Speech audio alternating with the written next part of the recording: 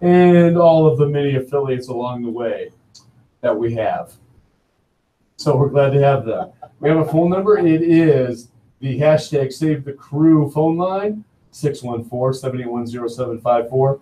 Want to get that number, 614-781-0754. We're also broadcast on WTMHradio.com, which is sponsored by Unplugged Magazine now. Unplugged Magazine. Unplugged Magazine. Ready to check that out? Yes. I haven't checked it out yet. We'll have to check that out and see what Unplugged Magazine's all about. So, I'm sure it's interesting. And as far as that goes, so tonight we are going to talk about, as I already mentioned, the AFC conferences. We're going to pick each conference. We are also going to talk about our top 6 for the playoffs. And Diamondback has already said he's going to throw my team under the bus. We'll soon see if he's smart or not and pick the Steelers, but that's coming up in the later segment. We won't get into that right now. Right now, we're going to talk about our stuff at the beginning of the show that we always talk about. Some exciting news on this. And Todd the Barber. Todd the Barber. This is for you. And you're not listening yet. I don't see you on my Facebook page anyway. Probably jumping on Diamondbacks tonight and going the other way on me. Anyway, he's not there yet. He's golfing. And we're going to talk about golf in honor of Todd the Barber as our one and only sponsor at the moment, which is about to change, folks. Trust me. So, anyhow, we're going to talk about the PGA Championship. My boy came in second place. Tiger Woods. He finished in second place at minus 14. Minus 14. Yep. Second place. Second place. Making him the first loser. Right, according to NASCAR, which is the National Association of Stock Car Auto Racing. Right. So he loves that, people. He does love that. I do. And I love NASCAR. Not Father's Day. Anyway, so those of you who have been listening to the show all along know what I'm talking about when I say Father's Day and NASCAR in the same breath. But anyhow, so nope, not going to happen. Brock Koppler did win. He finished at a minus 16, 2 strokes ahead of Tiger Woods. But just awesome to see Tiger in the Sunday picture in the hunt. It's good to hear his name in the hunt. Todd the Barber, he's back. Look out. Tiger Woods is back. He's going to compete every week now. To make every cut. No, maybe not. But we will wait and see what happens and take it from there. Yeah. It's a dream for Tiger. I don't know. I mean, it's nice to see him compete for one weekend, especially the PGA Championship. That was nice. I did not watch any of it, but we all know I'm not a big golf fan.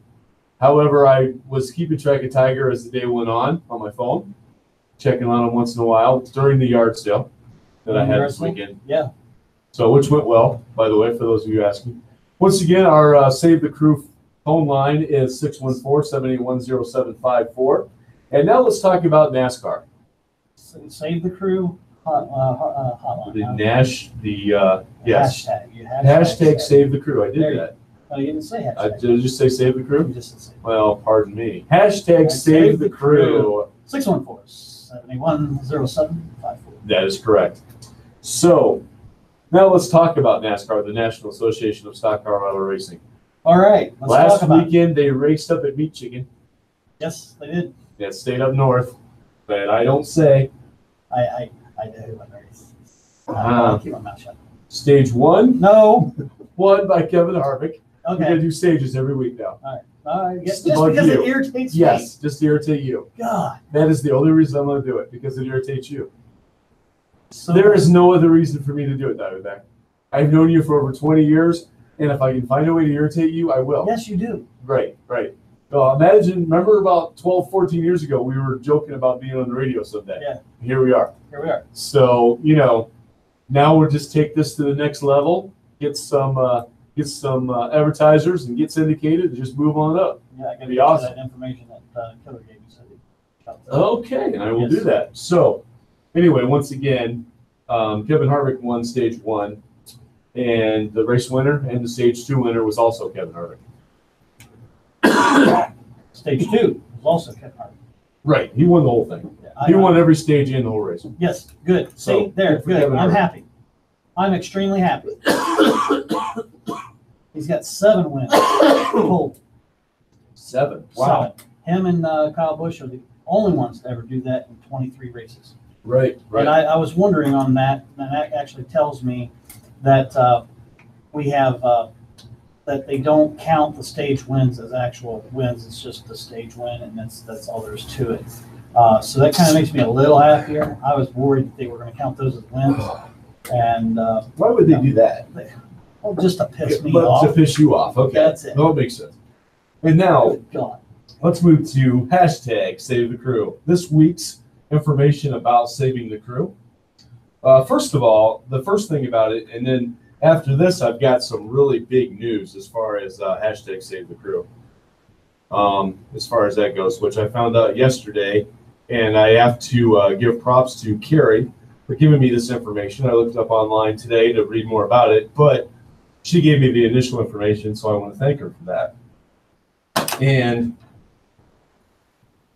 the first part is that you can shop online and buy shirts, bumper stickers, and scarves with hashtag Save the Crew. The shirts are at $75, the magnets at $5, and the scarves are at $15. For the scarves on, you said 15? Yes, sir. So now the big news, and once again, Carrie, thank you for providing me with this. Mark Wahlberg. Yes. We all know Mark Wahlberg. I know. This year was awesome, and I was meaning to tell Laura before I left. So Yeah. Laura, pay attention. You're going to like this information. Right. Mark Wahlberg, who recently bought a Chevy dealership here on Broad Street in Columbus, Ohio. He was asked, he was saying in an interview with Channel 6/28 in Columbus, Ohio, that he would consider buying the Columbus Crew. He would consider. Oh, he would consider nice. buying the Columbus Well, this Crew. is something I did not hear. This is huge news.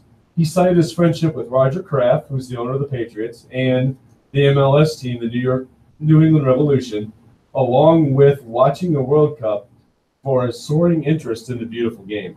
So Mark Wahlberg may be interested. He said I might be interested in buying the Columbus Crew. Yeah. This is huge. That's not what I thought you was going to actually bring to the table. But yeah, you're right. He did buy the Chevy dealership there on West Broad. Mm-hmm. And we will be seeing Wahlberg's Burgers coming to Columbus. Oh, that So- I did not know. Well, that's So, awesome. Yeah. That'll be a place we for will us be to seeing go after the show. after the show. After the show one of these nights. Without Laura. Right, Okay. and without Carrie, because they'll both be asleep, I would Yes, assume. I would I know assume. Carrie will be. Yeah. So- I don't think that Laura would be too happy with me if I did do that If you went there without her, without her. Yeah. now we might have to make that our double date place. Okay. Diamondback. Maybe Sounds that's what we'll do. Just make that our double date place. So that would be cool.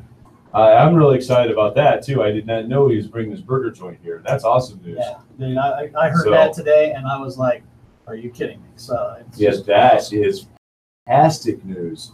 I like it. Once again, that hashtag Save the Crew phone number, 614-781-0754. And I need to get moving along here because we got a lot to get to the rest of the way through here. We got to talk about the Urban Meyer situation and the very unfortunate situation going on in Maryland right now. Yes. But we do need to talk about both of those things. So let's move on to that.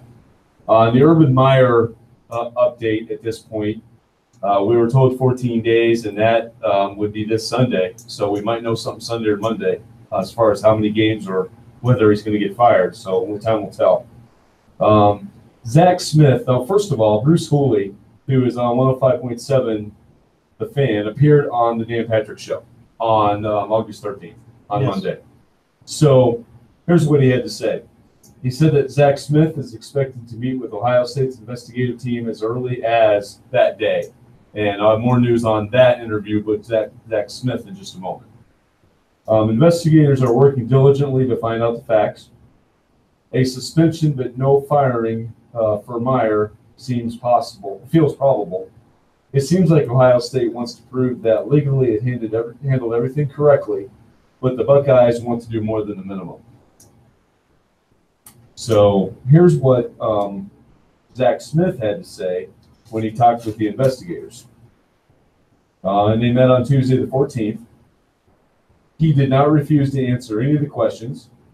Zach pointed out in the interview that Meyer and athletic director Gene Smith were aware of the allegations 3 years ago when they were investigated by the Powell police, when him and his now ex-wife, Courtney, were investigated by the Powell police. So he's saying in that statement that both Urban Meyer and athletic director Gene Smith both knew about that situation.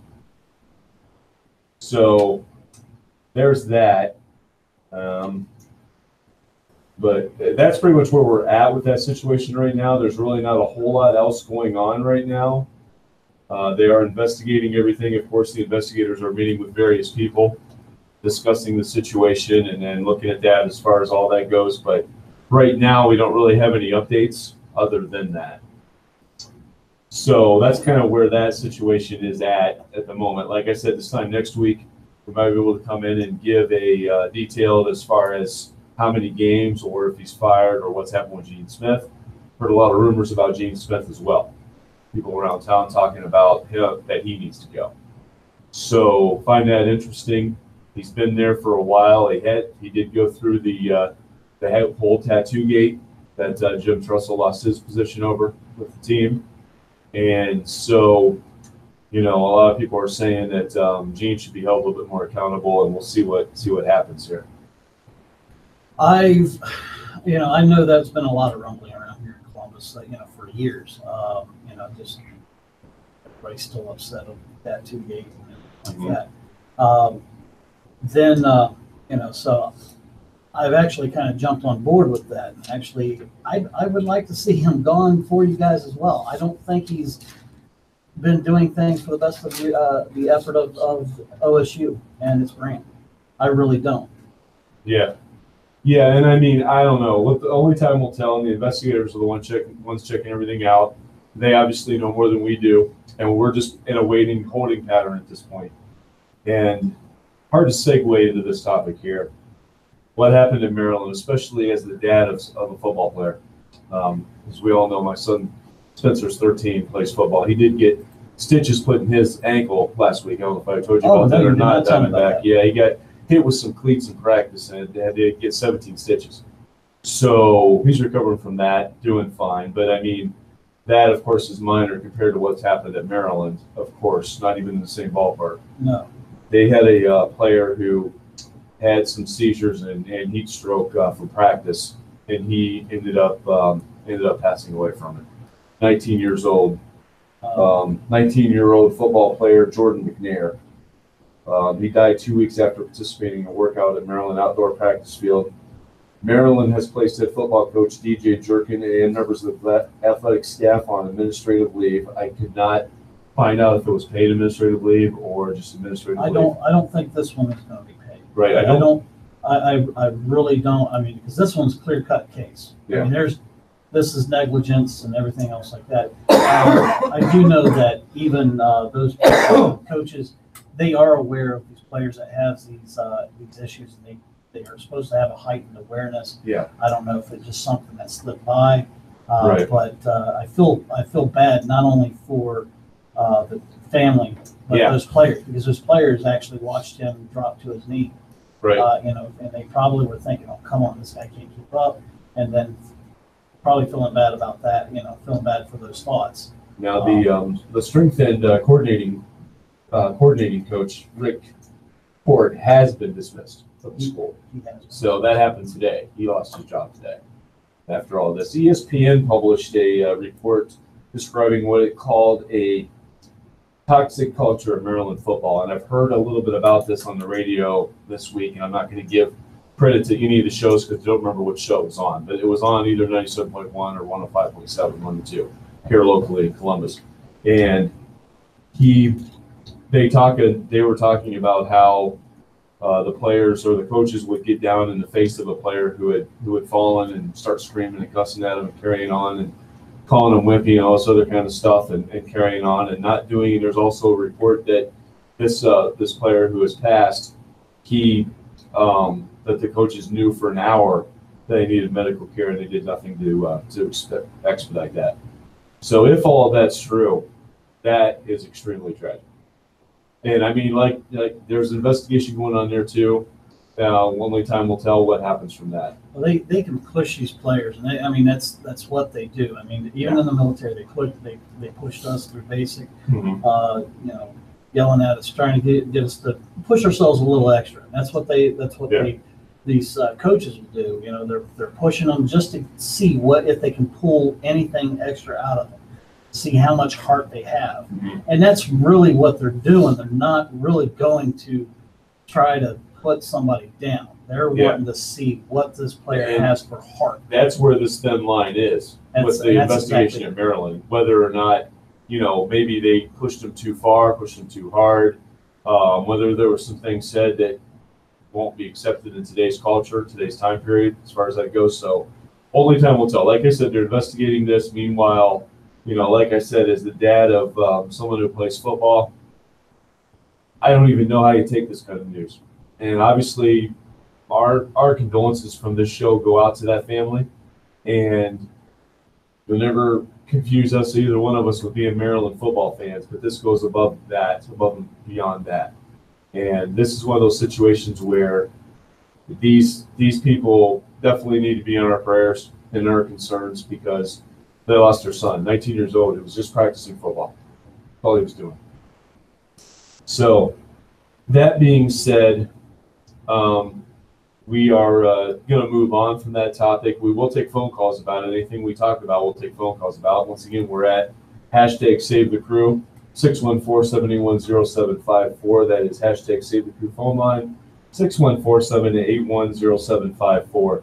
When we come back from this next break, during this break, we're going to do the National Basketball Association bumper that Iconic Drew put together, and we're going to do the Major League Soccer bumper that Diamondback put together. And then we'll be back to talk about the American Football Conference East, to do our top four in those, and talk about that conference, or that part of the AFC conference, for a few moments. So let's go. No further ado, let's go on with these commercials here. One moment.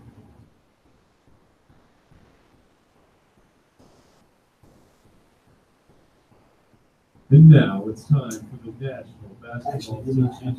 Trying to figure out why But way too early predictions for the East West and for the finals. This is the Iconic Drew. that, but if you go to the H1, you'll actually see us. I don't know what I did. I just didn't have time to look into it.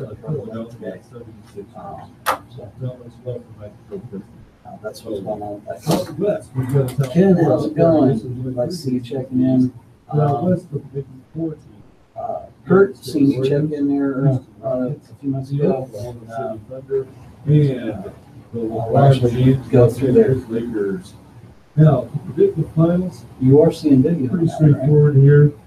They've got the #1 seeds coming out both the East and the West.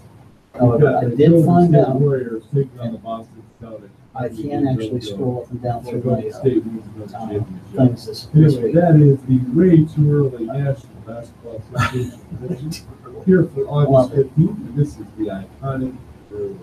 This is this week's MLS updates and scores. Wednesday, August 8th. Philadelphia Union beat Chicago 5-0. Oh. Whitecaps and Monday City 2-5. Saturday, August 11th. #SaveTheCrew. That's right, you're going to love it. Columbus Crew beat the Houston Diamondback. That's a short one. Philadelphia Union beat the All of them are shorter this week. Good job, Diamondback. Even got the MLS shorter. Good job. I'm proud of you. I'm being serious, but being sarcastic. Pick him on me again. No, I'm not picking By on the you. way, I do have to give him props. He did get me ACDC live on tape. Yes, tape. It's awesome. I love it, actually. I really do. I'm actually hyped about it. We used to have every one of these before DVDs came out.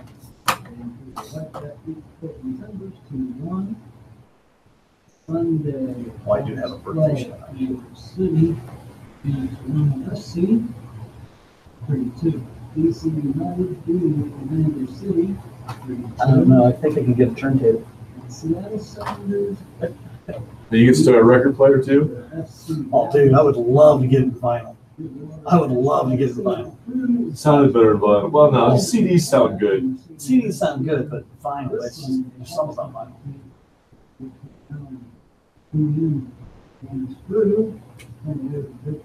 I'm the Diamondback, and this is this week's #SaveTheCrew MLS. What do you want me to do? I'm actually trying to save the crew, man. Get your butt in the seat is what I want you to do. That's what I was trying to call you for on Saturday. Oh, And you didn't answer. I was like, do you want to go? I was going to buy the tickets. I could And have gone somebody Saturday. Hey, everybody, welcome back to the Ferocious Bunny productions of the iconic Drew and the Diamondback Sports Opinion Show. And that was right there. That was our updates from the National Basketball Association and the MLS as well. Hashtag Save the Crew. Hashtag Save the Crew phone number, once again, 614-781-0754. Once again, that's 614-781-0754. You can watch us on our individual Facebook pages and on YouTube as well. Also, we are on WTMHradio.com. You can listen to us there. And WTMHradio.com is now sponsored by Unplugged Magazine. And I understand that Diamondback has a birthday shout out here, so we'll let him do that before we get to the AFC East. My daughter turns 24 today. Wow, your oldest. 24. No, the youngest daughter. Your My middle youngest child. daughter, My that's middle right, child. middle child. Yeah, she actually turned 24. So happy birthday to you, Chelsea. Hope you're having a great one. Yeah, absolutely, absolutely. So awesome. Should go ahead and also mention Bob, our lovely little Redskins fan. Never described as lovely. His girl and his wife might, but I don't know. maybe not. Well, me and Bob go back. Sarah. So, yes, Bob and Sarah living down there in North Carolina. Yep. His birthday was on the 10th. Okay. So, Okay. so happy birthday to you too, Bob, and hope you had a good one. All right, let's get into the American Football Conference East now and talk about that division. There's 4 teams, obviously, in that division, just like every other division in football right now.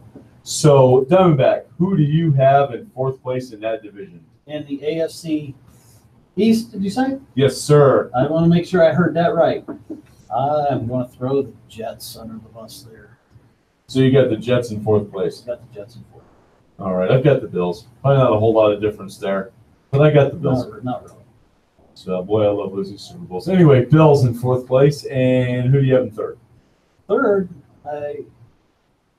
I thought about putting the Bills there, but I ended up throwing Miami there. Oh, ouch. The Dolphins are in 3rd place in your division, in your picks. Yes. Ouch. Yes. Okay, I have the Jets in 3rd. The Jets. The Jets. So, I mean, Jets, Jets, Jets. you're not too far off. On Jets, Jets. Really? I don't hate the Jets. There's only one team in this division I hate, but I have mad respect for them, too. You know what? You're going to make me a Winnipeg Jets fan. How about that? We'll get into the hockey here later on. Those of you out there on my Facebook page that love hockey, here's a spoiler alert. We are going to talk about the National Hockey League in a few weeks. Diamondback doesn't know that yet. Anyway, who do you have in 2nd place? Well, you know pretty much who I'm probably going to pick for 1st place for that. So that leaves the Buffalo Bills. So you get the Bills in 2nd. Yeah. That's our biggest difference one right there. I have the Dolphins in 2nd. I have a newfound, let's just say it, love for the Miami Dolphins. Since my beautiful girlfriend grew up in Miami. Oh, okay. And she is now, of course, up here in Columbus, so it's going to be a long-distance relationship, and I'm not good at that. So the Dolphins have gotten to 2nd place on mine. Later on, we'll see if they make my playoff list or not. But yeah, I have them in 2nd. We both have the Patriots in 1st. Is it just obvious? I mean, is that the problem? That's what I'll say about that. Yeah, it is obvious. They're not going away anytime soon. No, they're not, unfortunately. I'd like to see them go away, but they're not. They're one of those teams that they don't rebuild, they just reload. Mm-hmm.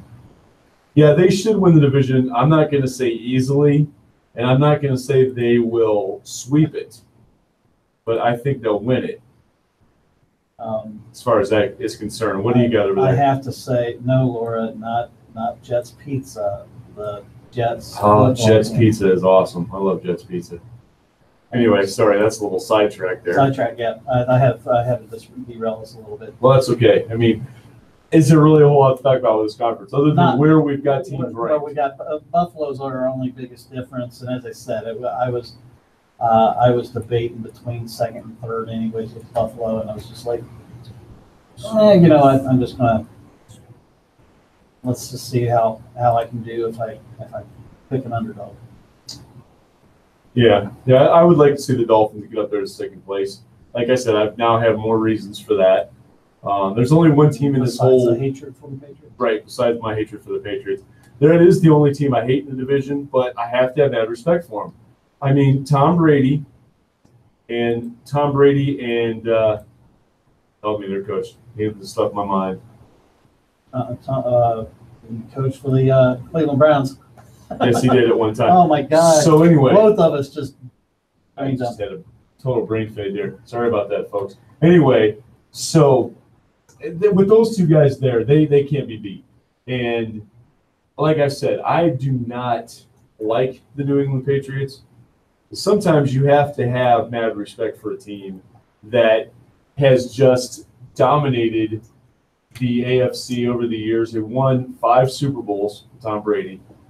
He's appeared in 8 Super Bowls. He is 5-3 all time in Super Bowl history, which is an amazing record for any one quarterback to make 8 Super Bowl appearances and win 5 of them. That's impressive as heck. So, but I mean, I do think they win the division. Like I said, I'm not going to say that I don't know that they'll sweep it this year. Personally, I think the Dolphins are going to. Obviously, I have the Dolphins in second place in the division. Really? So I think that they probably will beat New England at home.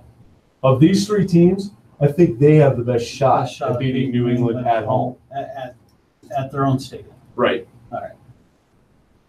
And that's kind of how I ranked this, was who do I feel has the best shot at beating New England on their home turf? I can see New England actually sweeping that and going 6-0 in their division. And they might. They've done it before. Belichick. I try to forget about the Patriots. See, this is how much my hatred goes, is that I do try to forget about them. And that was Killer. Thank you, Killer. Thank you, Yeah, Killer. Once again, everybody, we are at #SaveTheCrew, 614-781-0754. I am expecting phone calls when we get to the AFC North, because that is the division that contains the teams locally, and we might be able to piss off some of their fans tonight. Oh yeah, I actually told a couple people at work you might want to do that, because not to go too far forward here, but yeah. So I actually had somebody sit there and tell me all I had to do was worry about Cincinnati Bengals, and that was it. And I'm like, well, okay, you're not gonna like me. Wow. Okay, so let's not go too far forward here, though. We will get to the AFC North here in just a little bit, as far as that division is concerned. But with this division here, why do you feel the Bills are the second best team? As I said, it was a close call between them and Miami. I see the Bills actually coming out and doing something.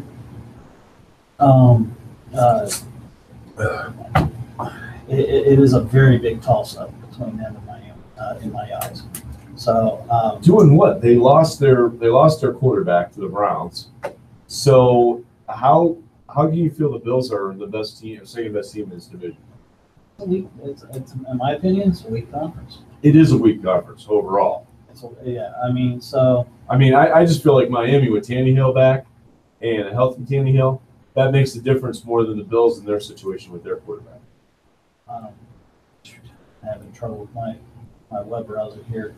But that, as I said, I just went off of a gut feeling on that one. That one's not. There's no rhyme or reason on that one. Mm-hmm. Okay, obviously, you feel the Jets are the worst team in this division. Yes. Not a lot of improvement with them in my eyes. I just don't see them improving a lot. So they had some good pickups. But they didn't have really. They just don't have the panache that I think that a team can get. Okay. Well, I have to agree that I think from second to fourth, this division is weak overall. Okay. The Patriots do benefit from playing in a division that's not very strong. These teams haven't figured out a way to really compete with the Patriots. The Patriots' biggest nightmare is if the Giants became part of this division instead of the Jets. Because the Giants have figured out how to beat the Patriots, at least in big games. They've beaten them in 2 Super Bowls. So, and they figured out how to win that game against New England. My Steelers, meanwhile, haven't figured out how to beat them in an AFC Championship game. So, there's the difference right there. During the Brady era. During the Brady era, right. Yeah, Bill Belichick and Brady. They weren't, the Patriots weren't there before those two. So, and those have been the only 2 constants of that team from the very beginning, as far as that goes.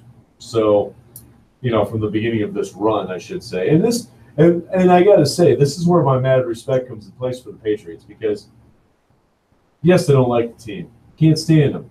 But you have to have mad respect for a team that can make 8 Super Bowls in the free agency era and win 5. That is almost impossible to do. In any sport, really. In any sport. I mean, when you compare this and you do a little comparison contrast, the Pittsburgh Steelers won 4 Super Bowls in 6 years in the 1970s. But that was before free agency took over in the NFL. So they were able to draft their team, keep those players together, and just run through the 70s like that. Almost unstoppable. So what the Patriots have done is even more impressive, because they've made it to 8 Super Bowls and won 5 during a time that free agency is well in play, players and pieces moving all over the place, and yet they've figured out how to continue to win and to be relative every year. Obviously, we both have them number 1. So obviously, they're a playoff team for both of us. Where they're going to seed and all that, we'll talk about next week. But right now, they're both playoff teams. Killer's actually bringing up one. I forgot all about that Killer. A.J. McCarron actually changed from the Bengals and went to Buffalo. So that, as he's putting it, that could be a surprise to them. But we'll see how he actually does. So A.J. McCarron's there. Yeah. Okay. So yeah, as Bill's The former backup for the Bengals. Yep. So we'll see how that actually goes there. You're insane. As I said, Voice. we'll see how that actually plays out. It is going to be a weak conference. Right. New England's going to breeze through them with no problem. So I'd like to welcome to my Facebook page, Aaron Pearson, and Big Cass is here. Once again, at Big Cass, we're going to get to it a little bit later on. We're going to talk about the AFC North, so you might want to call in on that as far as that's concerned. But once again, the hashtag Save the Crew phone line, 614-781-0754. That's 614-781-0754. And we're done talking about the AFC East at this point. When we come back from this break, we will talk about the AFC South. During this break, you get to hear about the Canadian Football League update from my partner in crime over there, the Diamondback, and also 2 commercials that I put together, one for Cosmic Subs, a fake company at this point, and Todd's commercial as well, our one sponsor. So here we go. Let's go ahead and get this started. One moment.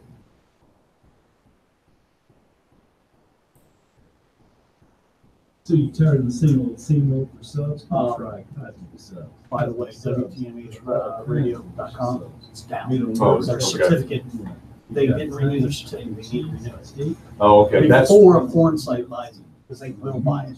That's what that meant when I got that earlier from them. What's that? I saw something that said it was temporarily offline or something.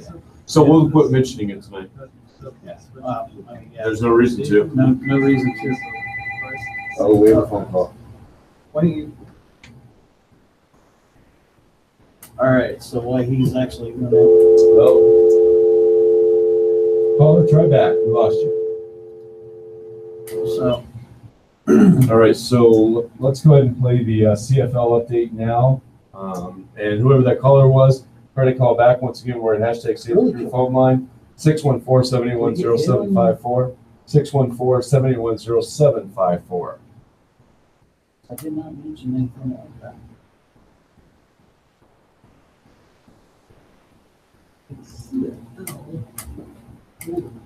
See how this turned out.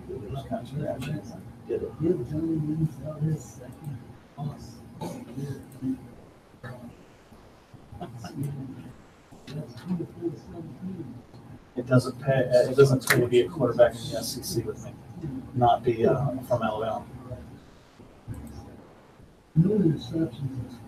Trevor Harris is kind of hard on the Redlands.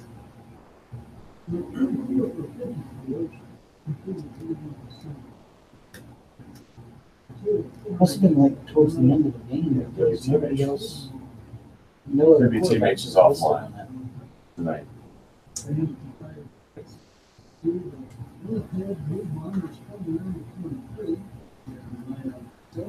The Winnipeg Blue Bombers. It's a great name. I like the Rough Riders. Well, I like that they went with that because they're the Winnipeg Jets. You know, in hockey. They could have just stayed with the Chiefs. That would have been funny. The Winnipeg Jets play football and no one in Canada notices because they're too busy watching hockey. Said Nicholas, oh my God. I just now caught that. When I edited this last night, I did not catch that. Nichols. Oh my God. 46 for BC Lions.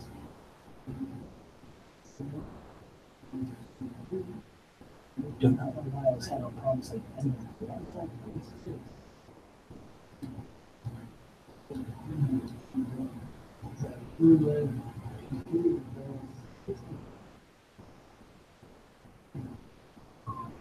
Yeah.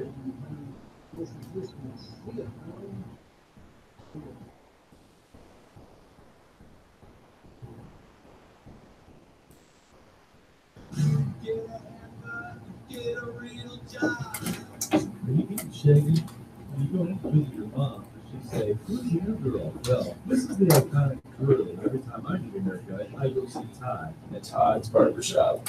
There are always sports on the TVs, and everyone gives their opinion on the show. Hey, Sometimes even topics from the iconic crew. Jeff, I'm not going to mention that it's down, the WTV channel. We're just not going to talk about it. Very Okay. personal. Yeah, we just, yeah. Yeah, just act like we don't. Unless you think we should, but- Well, we also are not videoing. We just have pictures Okay. on On YouTube. on YouTube. Yeah, I that's don't- what Carrie meant. Yes, it's both mine and, I mean, I knew mine, but I can see the picture on there, as you should be able to see it. Pros on Sunday and Monday. Todd. Is a family man. Yes, he is. So if you need a haircut, do what the Todd is a family man. Go see Todd at Todd's Barbershop. And welcome back, everybody, to hashtag. Well, first of all, let's get the phone number. Hashtag Save the Crew phone line 614-781-0754. Someone did try to call during the break there. Call back as once again hashtag Save the Crew phone line 614-0754. This is, of course, the Ferocious Bunny Productions of the iconic Drew and Diamondback Sports Opinion Show. Here from 7 to 10 every Wednesday night.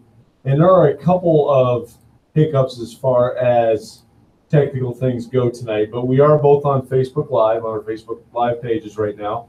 Yep. And on YouTube, I guess, what are you saying on YouTube, Diamondback? YouTube, there's no video. There's no video. Not on my YouTube page, nor on Right. WTMH. And next week, my YouTube page will be up there, everybody.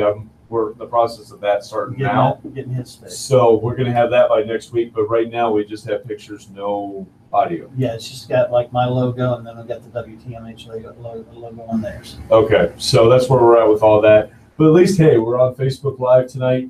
Once again, that hashtag Save the Crew phone line, 614-0754.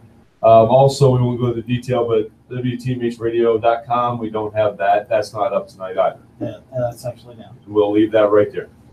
So, anyhow, moving on. Let's talk about the AFC South, the American Football Conference of the National Football League South Division. Diamondback, who do you have in fourth in that division?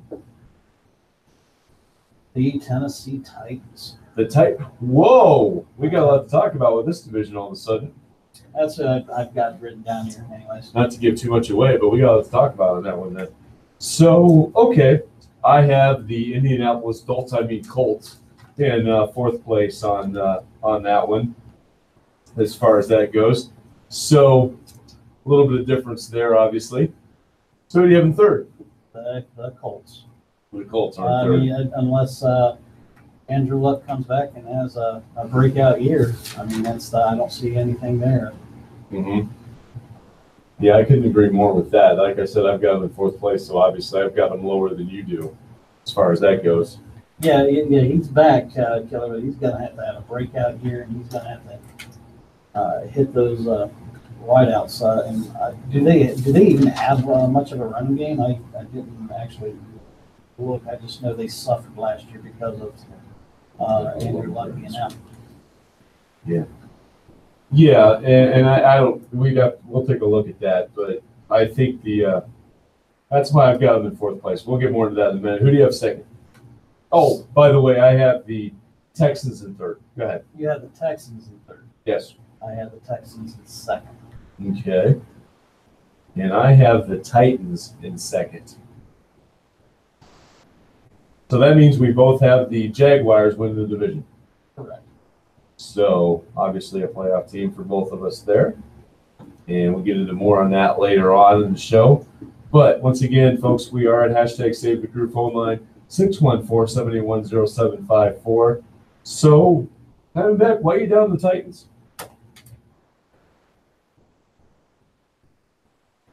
And it's trying to bring up their roster right now so I can take a look at it.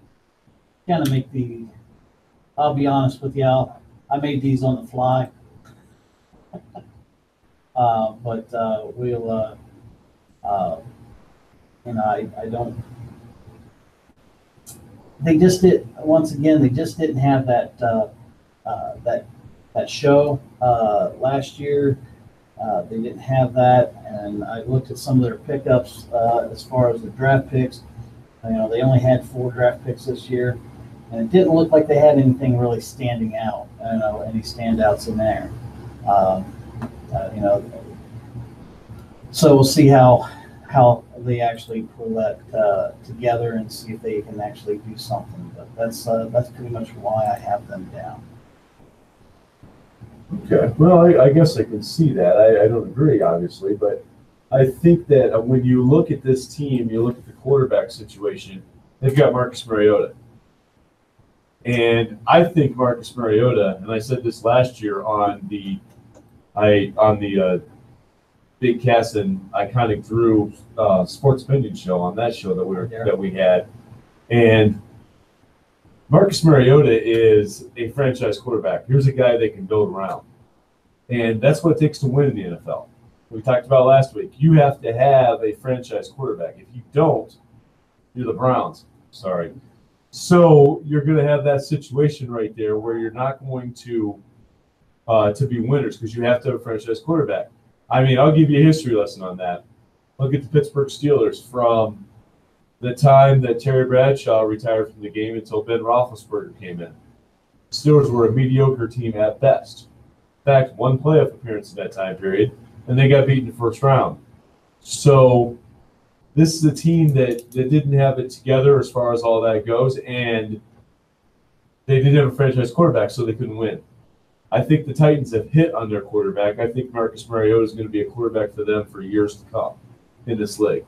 This is why I like the Titans to come in second place in this division. I think this is a team that's going to make some noise. I'm not trying to give too much away, but we all know that there's going to be some second or third place teams that we put in the playoffs. I like the Tennessee Titans. This is a team that could make some noise this year, and I just feel like Marcus Mariota is the quarterback in the future. They got Derrick Henry as a running back. We've got Rashid Matthews as a wide receiver. So they've got some decent skill players there as far as all that goes. So only time will tell. But I think Tennessee Titans are a team that could make some noise and actually challenge the Jaguars as far as winning this division. They are. I'm looking at Marcus's stats. This is his 4th year in there. Right. So he is very. What's the word I'm looking at? Just proficient? Not proficient. His stats are all this. I mean, every year look identical. Okay. 62%, 61.2%, 62.2%. Yards is just right around, just over 3,000 or just under 3,000. 7.1 yards per passing, 7.6, 7.6. So I mean, they are just so close, so identical year to year. He actually, yeah, I could see this guy sticking around. Especially being that consistent. That's the word I'm looking for, consistent. Yeah. So I can see this guy sticking around and actually doing something, actually looking at that, man. That's kind of scary, especially if he has a breakout year. Yeah. And he starts throwing numbers up like Brady just because he has a damn good year. I could see him making a lot of noise. Yeah, I happen to like him a lot. This, though, is we might as well talk about this team for a minute. This is another team that I don't like, but I respect, the Jacksonville Jaguars. This is a team that should win this division without much trouble. Right. In my opinion, they're going to be mostly challenged by the Titans, and in your opinion, they're going to mostly be challenged by the Texans. So before we talk about the Jaguars, why do you feel this way about the Texans? You got them in second place. Got him in second place. Now, where did you put him? Third? I put the Texans in third. Yes, sir. One spot behind you. And we'll get back to the Jags in a moment, everybody. But right now, let's talk about the Texans. Well, and Big E, call in. We're at hashtag Save the Crew 614-781-0754. Big E is a big Titans fan, and he should call in right now and defend them at least being in second place, unlike falling all the way to fourth place where my co-host Diamondback has them. And they're going to stay there on your list. They are going to stay there on my list. I'm going to stand by it. But well, you should always stand by what you said. But anyway, let's talk about the Texans. So the Texans, I got to bring them up here. You're killing me here. Not ready for you to switch gears. You switch gears on me a little fast, but I'll get used to it.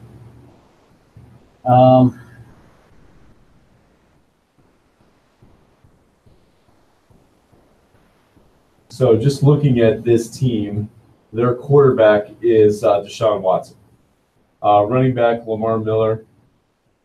They do have wide receiver here, DeAndre Hopkins. I actually like Hopkins quite a bit. He's a good player. Someone to pick up decently late in the fantasy draft and build your team. Although Big Cass will tell you that the iconic Drew knows nothing about doing fantasy football, as last year's foray into fantasy football proved. I got absolutely skunked by everybody in the league. Came in dead last. So I'm not sure I ever paid the penalty on that either, Big Cass. Maybe we can talk about that sometime. Killer's chiming in saying the Texans will win the division. Okay, well, Killer, there you go. That's interesting opinion. Of course, we like Killer. He's a consistent listener of the show every week. In fact, he's called it a couple of times. And he's from one of our favorite cities in Canada. How do you say it, Diamondback? Well, it's not a city. It's a province of Saskatchewan. Saskatchewan. Am I close? Saskatchewan. Yeah, trust me. I do like for their years, team. I Rough said Riders. that. Yeah, well, they gotta like that name. But Yeah. For years, I made fun of that and, with Big called Cass. Sasquatch and Hey, Big Cass. and other different names. And I'm So getting he away from thinks the Texans are going to win the division. And Yeah. I have the Why Texans. do you think that, Killer? Why I've got the type that Texans in? in third. So that's interesting to me on that one. I just don't think that. I don't think the Texans are good enough to get past the Titans or the Jags. And let's talk about the Jags for a moment. The birthday girl, by the way, has just chimed in on my Facebook. So happy birthday there, Chelsea, once again, now that you've chimed in. Happy birthday from the Ferocious Money Productions of the iconic Drew and Diamondback Sports Opinion Show. Chelsea, enjoy turning 24. Ask your dad what he did when he turned 24. Anyway, so I wasn't going to go there, but you went ahead and mentioned it. Let's talk about the we can go back to my the 20s were blurred. Yeah, I watched it through some of that. So back to the let's talk about the Jaguars for a moment. Here's another team that I don't like, but I respect, as I mentioned before. Hang on a second, everybody. And Big Cass has weighed in and said the Jags will win this division. We agree on that. But here, let's talk about the Jags for a moment. Usually I say that you have to have the best quarterback in the division to win the division. That's usually my predictor for who's going to win each division. Blake Bortles is definitely not the best quarterback in this division. In fact, if Andrew Luck improves and his health is better, Blake Bortles might be the fourth best quarterback in this division of 4 teams. He's good at managing the football game. He's good at keeping things moving along and all that type of thing. But what he is not good at necessarily is winning a game for you when you need it. Like pulling one out like a Tom Brady would, or an Aaron Rodgers, or a Big Ben, or Matt Ryan from Atlanta. One of those 4 guys, which you would hope, if your team's down, you're kind of thinking, still got a shot because we got this guy. If I got Blake Bortles, I'm going, but their defense wins games for them, and defense wins championships. Defense does. I agree with that 100%. But you're kind of proving Coach's point here. He's saying the Jags will have a setback because everybody else will be up, and you're saying, there's 4 good quarterbacks in this. If I heard you, there's 3 good quarterbacks in this division. The one that quarterback's the best team in this division, the team that will win the AFC South, the Jaguars. The Jaguars. They have the worst quarterback of the 4, but they have the best defense. And defense does win championships. Look what they did to Ben Roethlisberger last year. They intercepted him 6 times in 2 games. They made Big Ben, who will be in the Hall of Fame, look like an average quarterback at best. You got to hand it to the Jacksonville defense to be able to pull that off. See, that's yes. I mean, they're going to have a great defense. I mean, they have had a great defense in all these years. So I mean, these past few years, I should say, oh my gosh, I am just having a heck of a time with my computer getting it to actually go today. Anyway, so I mean, who's their starter for their? I mean, I'm looking at 3 quarterbacks here. Is it? Who for the Jaguars? Jaguars. Blake Bortles. Blake is. Okay, who is an average quarterback at best. But think about this: when the Baltimore Ravens won the Super Bowl, Joe Flacco was their quarterback, but their defense was phenomenal that season. Their defense was unstoppable. You couldn't score against them. So their offense didn't have to put up very many points. The Jaguars do the same thing. Not only do the Jaguars get pick sixes, but they score off them. They get touchdowns off them. Blake's got some good numbers here. I mean, his freshman year in the league, he actually just that was his worst year. You mean rookie year? Yeah, but go ahead. I call it freshman year. Okay, that's fine. So, Diamondback has introduced new terms to the NFL. Yeah. The National Football League. No, anyways, yes, his rookie year was his worst year. He had a 69.5 rating and just missed 3,000 yards passing. But all the numbers are, the past 3 years, because this is his 5th year in the season, is there. Yeah, and that's where, this is where I go against my own rule, because like I said, I normally pick the divisions based on who I think the best quarterback is in the division. It was obvious in the NFC East. Tom Brady is by far, they shouldn't even have to make this guy wait 5 years to step in the Hall of Fame. You should just retire at the end of that year. They should do some kind of wave type thing for a player like Tom Brady. Okay, so we're going to make Terrell Owens even more mad. Right, exactly. Okay. Well, I don't mind making Terrell Owens mad. Like I said last week in my rant, he still shouldn't be in the Hall of Fame. Sorry. It's ridiculous. You can't show up in Canton for a weekend. Brought up a good point here. Jags won that game 45-42. Not much of a defense there. Well, which game was that? Who was that against? That's against the Steelers. And that was the playoff game, I believe. Yeah. Yeah. I do believe that's what he's pointing out. What's amazing is this shows you how good the Steeler offense is because Ben got picked off in that game. Ben got picked off in that game 3 times, and one of those was a pick 6, and yet the Steelers only lost by 3 points. So that means without those turnovers, the Steelers would have won that game. But that shows you how important turnovers are in the NFL. Well, they're important in every, no matter what Right. division or. But if you look at league turnover you're playing. differential in a game, and the team that lost had 3 turnovers, the team that won had 0, to take away 2 of those turnovers, the team that lost probably wins. But that shows you how important the defense is for the Jacksonville Jaguars and why this team will win the division this year. Because they will continue to roll the league with their defense. So who's he have winning it? The Texans? Yeah, he's got the Texans. He says Texans are Okay. going to step up. All right. Well, I personally hope he's right. I mean, if I had to pick my favorite team in the AFC South, my favorite team in that conference would be the Texans. And I've got them in 3rd place. I got them not making the playoffs this year. So I'm kind of on the outside looking in. I hope Killer's right. I'd much rather see the Texans in the playoffs than the Jaguars. Not because I don't think they can't be beat. We'll get more into that later on.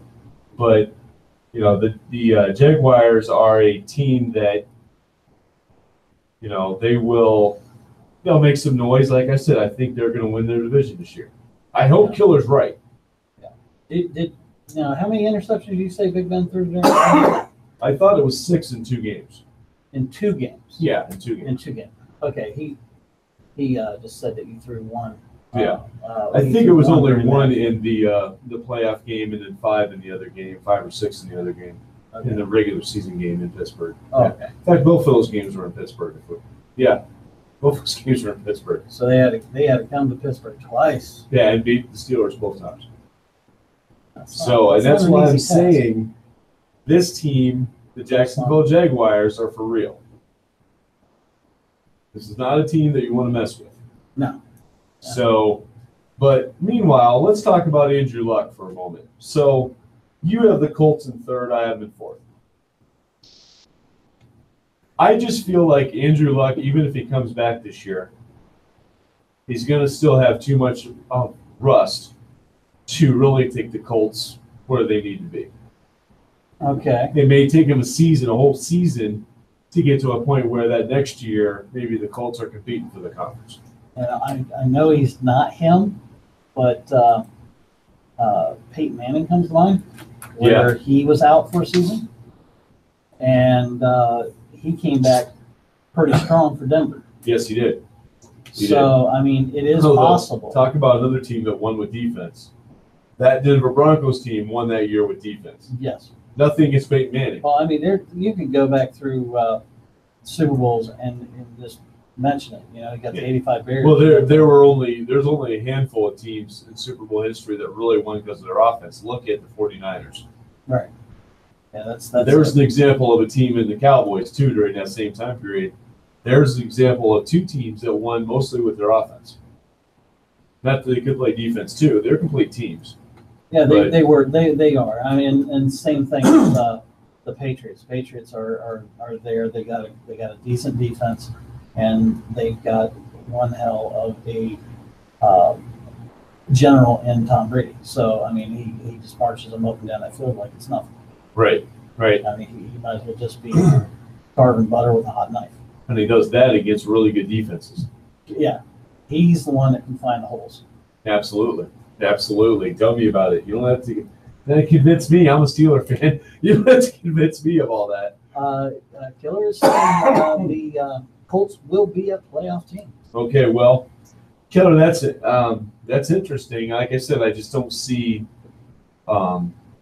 Andrew Luck coming back in his first year and, taking him to that point. But, again, there's only really one team in the AFC South that I absolutely hate, and it's the Jacksonville Jaguars. So, see, is that a recent hatred? Oh yeah, absolutely. Okay, Last season. This is last season hatred. And I mean, it's nothing against them. They did their job. My boy that day, those 2 days, didn't do his job, Big Ben. So, and in fact, on the show that I was on with Big Cass last year, I called for them to bench Big Ben after that game against Jacksonville. Really? Yeah, for After the regular season. Yeah, the regular season one, 4 or 5 interceptions. I was like, let's bench him for a week. Maybe we'll get his head back in the game. Because he even said after the game in the interview, I might be losing a step. And if that's where your mind is, how do you perform at that level? Yeah. You there's a dose of reality that you have to give yourself, but for somebody that has to take charge of the team, you can't let that dose of reality out for everybody to ridicule. Right, and that's a little prelude into what we're going to talk about next. We are going to talk about the AFC North next. In no particular order, the conference that has the Browns, Bengals, Steelers, and Ravens in it. So we're going to put those 4 teams in order of where we think they're going to be. Once again, this is the Iconic Drew and Diamondback Sports Opinion Show. We are at #SaveTheCrew, 614-781-0754. That's 614-781-0754. Right. This is the first Money's production of the Iconic Drew and Diamondback Sports Opinion Show. We're going to play a couple bumpers for you here. We're going to play one bumper, actually, during this commercial set. It's going to be the National Football League one as far as that goes. And also maybe a couple other surprises. Who knows? You never know with Iconic running the soundboard. So isn't that right, Diamondback? Yeah, that's true. You got to be out of your... Yeah, I got to be on my toes. Keeps me on my toes. Right. So when we come back, we're going to rank the AFC North, the American Football Conference North Division, with those 4 teams. 3 of them are here locally and 1 way out there in Maryland. And we're going to talk about those 4 teams, get them ranked up, and see how much Diamondback throws my boys under the bus, even though last week I think I picked his. You picked my Falcons. Yeah. So we'll see what You happens. obviously didn't get my little hint, so never mind. That's okay. I'll find out in a moment. Here we go. Time for the NFL update with the Iconic Drew. Really, Soda? Lions? Are you talking about the Detroit Lions or the BC Lions? Which Lions are you talking about? August 15th. This is the Iconic Drew. Let's go ahead and start with the scores of those awesome preseason. You're going to hate me, by the way. The Buccaneers are running well in 26-24. Browns beat the Giants 20-10. The Pittsburgh Steelers beat the Eagles 31. The Eagles. Panthers over the Redskins 26-17. Hoping to get some phone calls during this set because this is our conference. This is these You're three teams. not saving them for last. I really am. Yeah, I know. I thought about doing that. You get to do your red after this one. The Jets beat Diamondbacks Falcons 17-0. Yeah, so I did throw that in there for you. It's all right. My baseball, I talk about my beloved Braves. But in bad news for conservative, we did have some the biggest to the left guy during this season. That's out. Wide receiver Antonio Brown and the Steelers had a right hip with a fly. He didn't have to play. That reason he deal with Davis. But he is back in full time. That's good news. Really, that's good news. This coach, Pete Carroll, has said that he will be ready for the opener. And that has been the National The Rough Riders. Update. The Saskatchewan Rough Riders.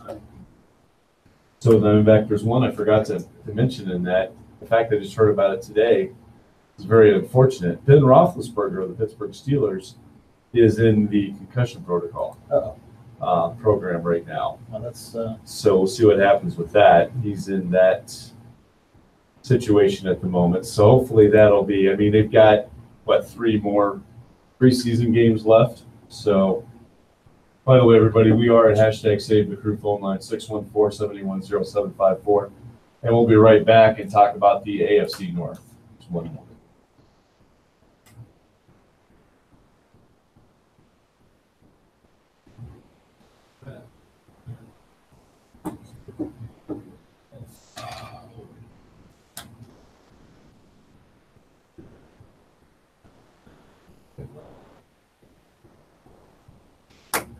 Welcome back, everybody, to the iconic Drew and Diamondback Sports Opinion Show, part of the Ferocious Bunny Productions. Ferocious Bunny Productions. Once again, we are on our Facebook pages tonight. Everything else is a little sketchy. Yes, I just dropped the word sketchy. It's because I've been spending time with my daughter. Anyway, my kids start school next week. Well, actually, Braden started today. And next week, Deanna and Spencer both start school. So it's going to be a junior. Who? I'm going to be a total wreck this time next year. Yeah. Anyway. Yeah, you are. So that's where we're at. Spencer's in 8th grade, and he's healing from that football injury that I mentioned earlier in the show. In case you missed that, he got cleated this week and had to get 17 stitches put into his ankle, which is more than I've ever had. So I've never had a stitch. I've had 12. 12 was my highest, and we won't go into that story right now because that would get us way off the rails. And I'm not going to allow that to happen. When it's time to talk about the AFC North, my favorite conference, the American Football Conference North of the National Football League.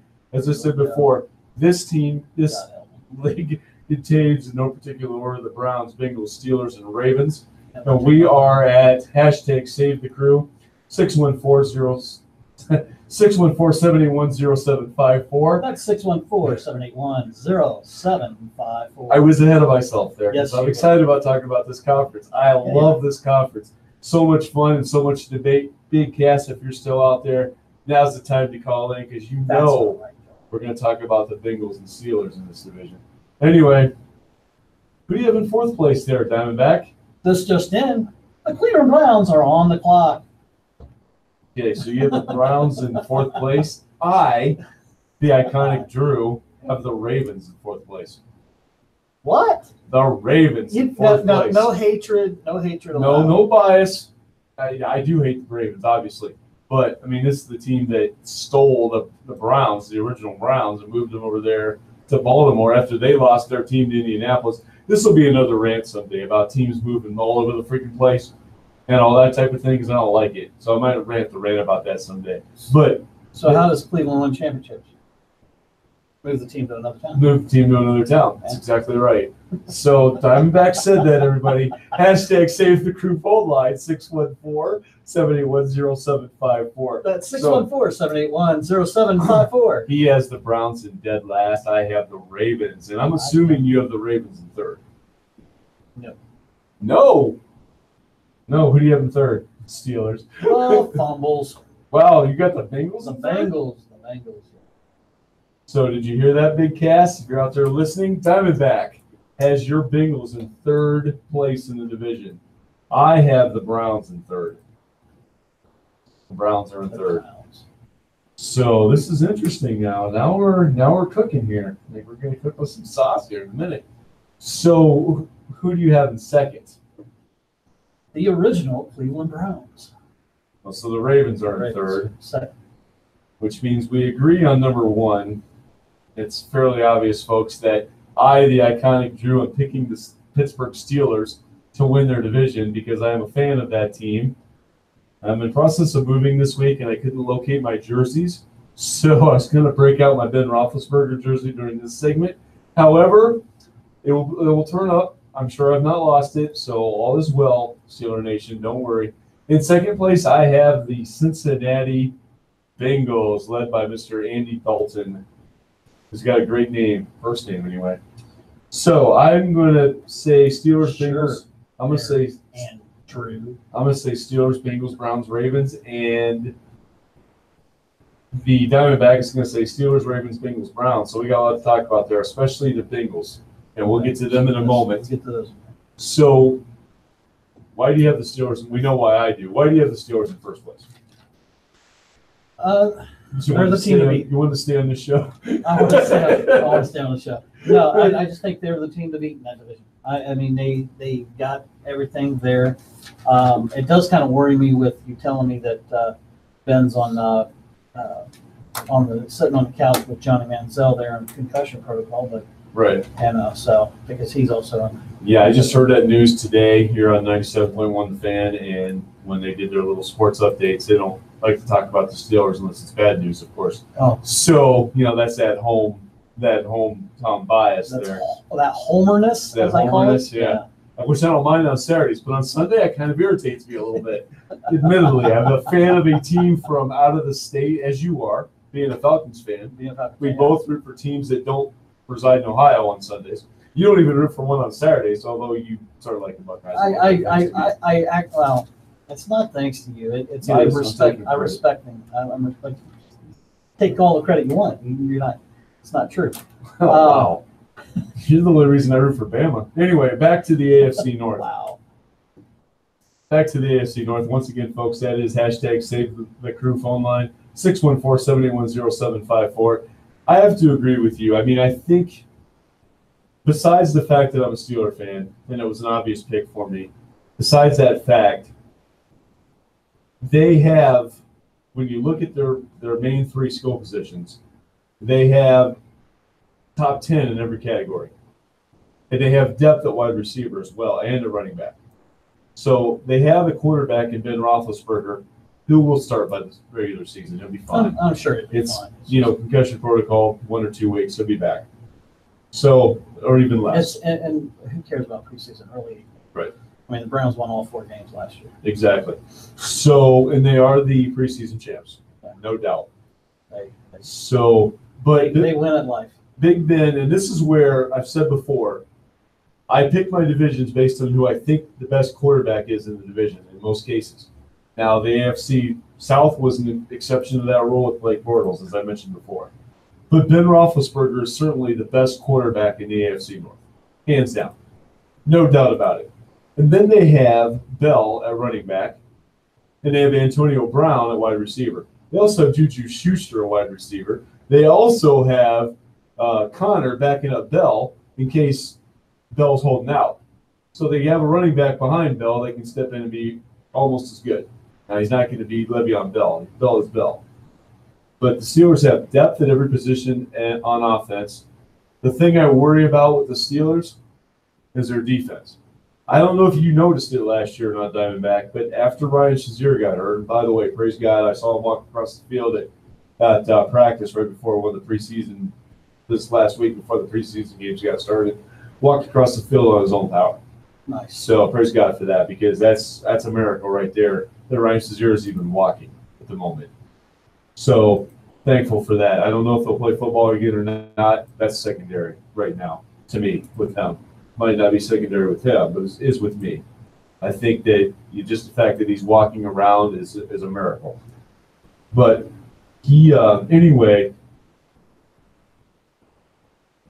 When Ryan Shazier got hurt last year, the Steelers defense took a nosedive. Did not really recover as the season unfolded. I can't remember exactly what week that was in. I want to say it was a game against Cincinnati. I'm not 100% positive. Big Cass, if you're out there listening still, I don't see your face on my screen now, but if you're out there still listening, maybe correct me on that. But I think that, or call in for that matter. But I think that the Steelers defense did take a nosedive after Ryan got hurt, and that right there kind of worries me a little bit as far as the Steelers are concerned. I still think their defense is good enough to win this division. I don't really think that, Cincinnati, like I said, I've got the Bengals in second, and I think that they're going to give the Steelers the best race for the division. Killer's chiming in here. I've actually got his picks. He went with, ready for this? Yeah, Killer. Killing me, man. Browns. Steelers. Browns in first. Nope. I'm reading this back. Oh, Browns. Steelers. Killer, you need to call in. Ravens. And Bengals. Okay. Well, hey, everybody's got their opinion. That's what this time of year. His fellow Saskatchewan there, Soda, is actually saying a question. Steelers in third. Yeah. At least that's what I'm taking it. And like I said, what worries me with the Steelers is that defense. As a fan of that team, I watched their defense. I did not miss a Steeler game last year. I saw every Pittsburgh Steeler game last year. And I'm telling you, their defense took a nosedive when Ryan Shazier got hurt. Now, hopefully, they'll have time to have corrected that and get everything back for this season. But I'm telling you right now, this is a team that if their defense doesn't improve from where they finished last year, they won't make a deep run. Well, they picked up 2 safeties out of the Yes. draft. I'm looking at it, Terrell Edmonds and Marcus Allen, Right, as well as a defensive tackle, Joshua Frazier. right. And I've always put a lot of faith in the Pittsburgh Steelers organization as far as who they pick and who they put out there. They They find always talent. do a good job with They that. find talent. Yeah. Even in those later rounds, they do find talent. Right. So, I mean, you do have to like that. So, obviously, how much time did you get to watch any of the game this week against the Eagles? I actually saw the most of the first half of that. Most of the first half? Yeah. Did you see Rudolph Mason Yes. play? How did he look? He looked okay. He didn't look, I mean, he didn't look fantastic, but he looked all right. You know, and I mean, and they gave Dobbs a lot of time too, which I like to see. So, you know, who knows what they're thinking as far as backups. I've been saying it for years. Landry Jones is not the answer, Steelers. Stop it. Cut his ass. Now. Cut him. He sucks. Cut him. Good Lord. How do you feel?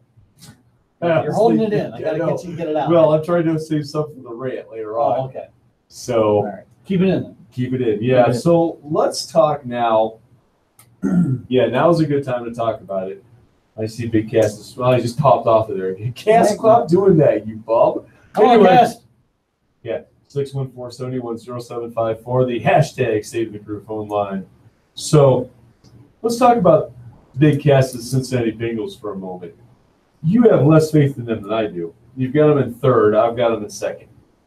I'm not giving away my playoff picks right now, but why don't you have any faith in the Cincinnati Bengals there, Diamondback? I just don't.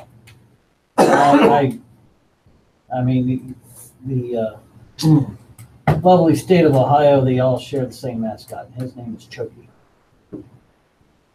Unless it's Ohio State. But anyway, so No, I picked. I'm just having a little fun there. Also trying to get those hashtags Save the Crew phone line lighting up here. 614-781-0754. right, and so basically, you're saying the Bengals are choke artists and they're going to finish in third in the division. I just don't You don't see any. Andy Dalton is. I mean, he is so flaky. Yeah, I but mean- compare them to the rest of the other two teams. Isn't Andy Dalton a better quarterback than Joe Flacco or whoever the Browns are out there? don't know Tyrod if he's better Taylor than Joe. or Joe is just not consistent. I mean, he's kind of like Cam Newton. I mean, he's got You know great what- year and then he goes back down. you know what He's got Joe a great Flacco is? Joe Flacco's a fake. year. Wow. He's a fake. He sucks. Joe Faco. He's Okay. the worst quarterback in that division by Wow. far.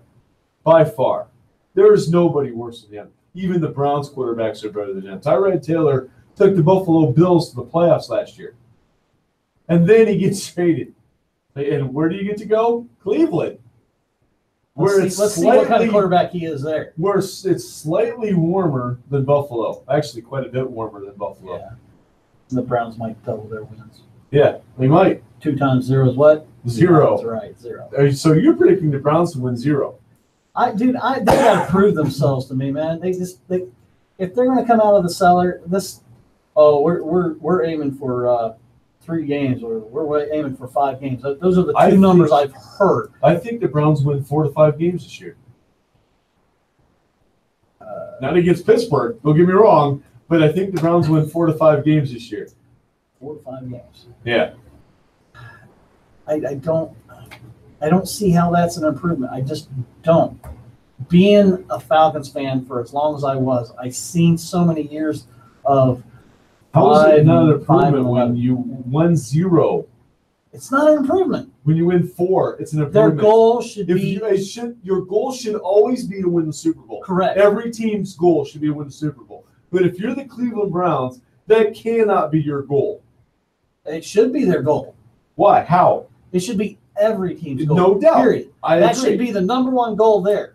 Period. I completely agree, The Diamondback. second goal is But to if win your you division. are the Cleveland Browns, you are not going to win the division this year. You are not going to win the Super Bowl. Then they should be at least aiming for 8-8. Come on. 4 wins is a massive improvement for the Browns.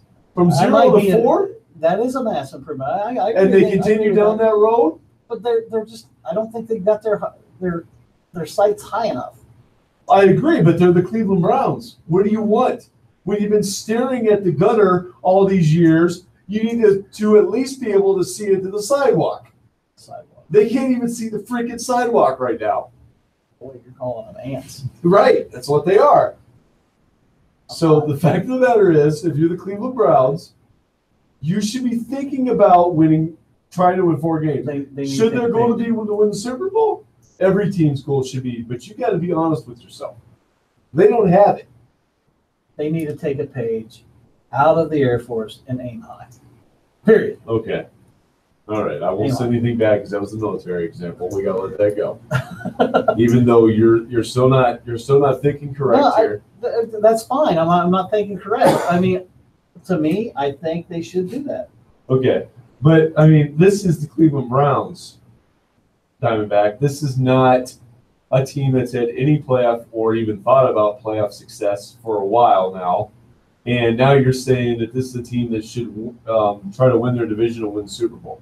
I think every team should try that. I don't think they got the right. I don't think they got the right coach. Well, they might not have the right coach. Hugh Jackson might not be the right coach. I mean, and don't get me wrong. He seems like a great coach. I mean, a great guy. He's got a lot of. I don't think it's a right fit for him or the Browns. Well, I think I could coach a team better. I mean, I'll be honest. We all know that. I think I kind of Drew would be a great NFL coach. Until you played the Steelers. Well, we were laid out to play dead that week. Starting the cheerleaders. Okay, got it. Right. Hashtag go Steelers. So hashtag see the crew phone line 614-781-0754. 614-781-0754. So what's wrong with the Bengals? Why do you don't have any confidence in the Bengals? I don't see Andy Dalton being doing anything. We started down that road, then we switched. I'm sorry. Yeah, we switched to the other. We just had a bash. So I don't see Andy Dalton being a standout this year. He just doesn't have that consistency in my eye. Right, but is he a better quarterback than the other 2 guys in the league in the division?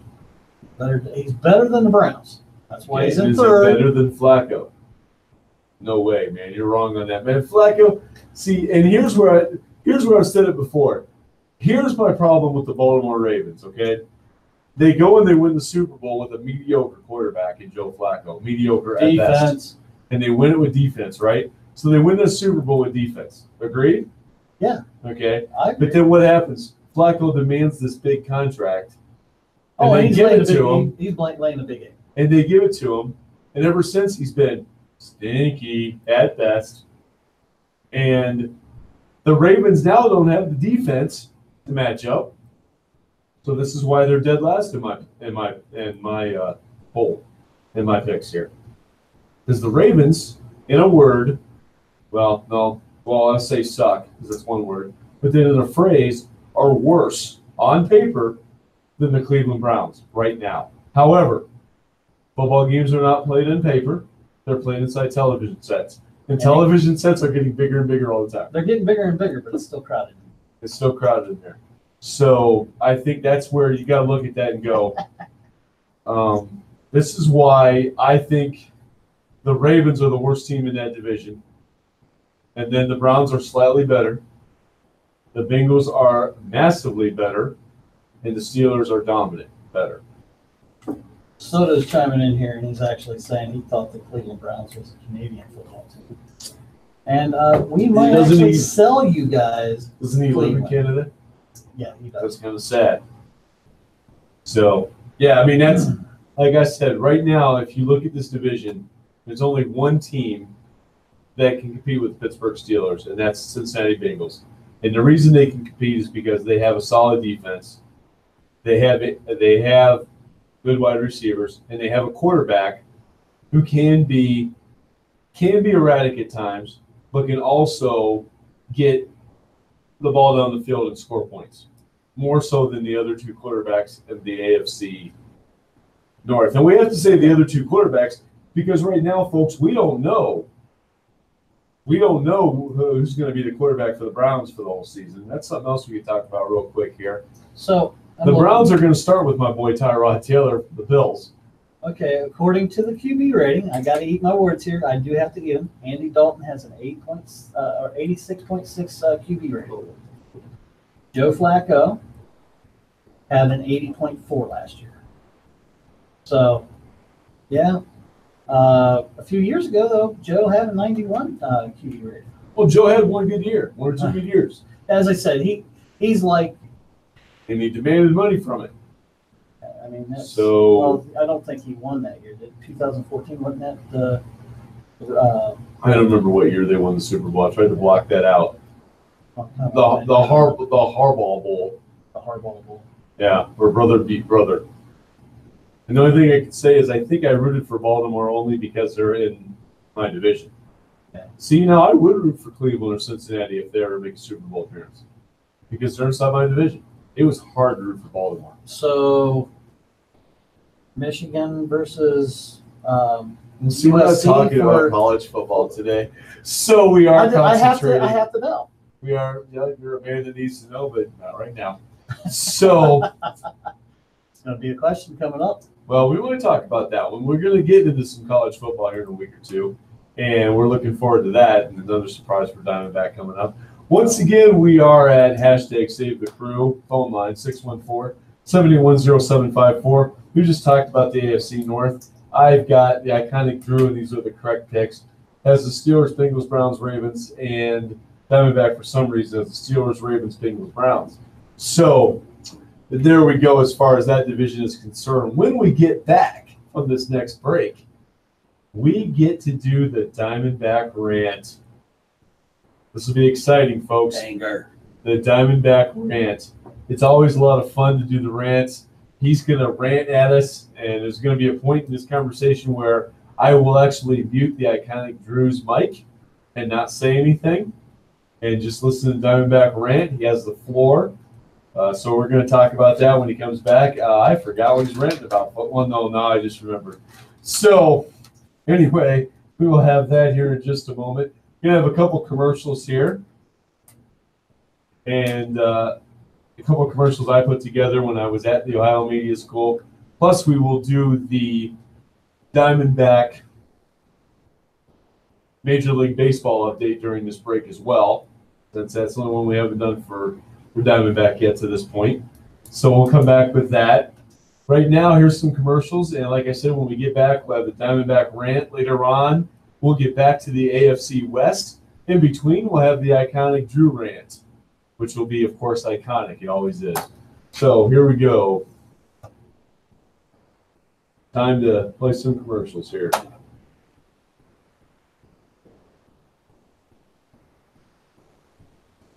There's always something happening in downtown Sioux Falls. Hey, you got to have your cans on for this. You can't take your cans off to rant. That's wrong. I didn't bring my hat. I don't Because I care. thought about that one. No, I put the hat on when I ran. But Don't forget about the nightlife. The Icon Lounge as well as the Drake Falls Casino Resort. It's exciting like nothing else. Visit DTSL.com for information. Happy holidays from downtown Sioux Falls. Starting out, baseball beats first place, 85-35, guaranteed winning season. Also moving at 81 game. They are 9-1 over the last 10. They've won 4 straight for the last win, coming up 4-41. Oh, yeah. Okay. I don't know how much it's going to be, but 350. His last 7, he's had 28 bats, 13 hits, 5 doubles, 4 home runs, 464, 4 runs. American League Central, first 6, 7. you're not right, so you're not right. When you coming back, man? We miss you.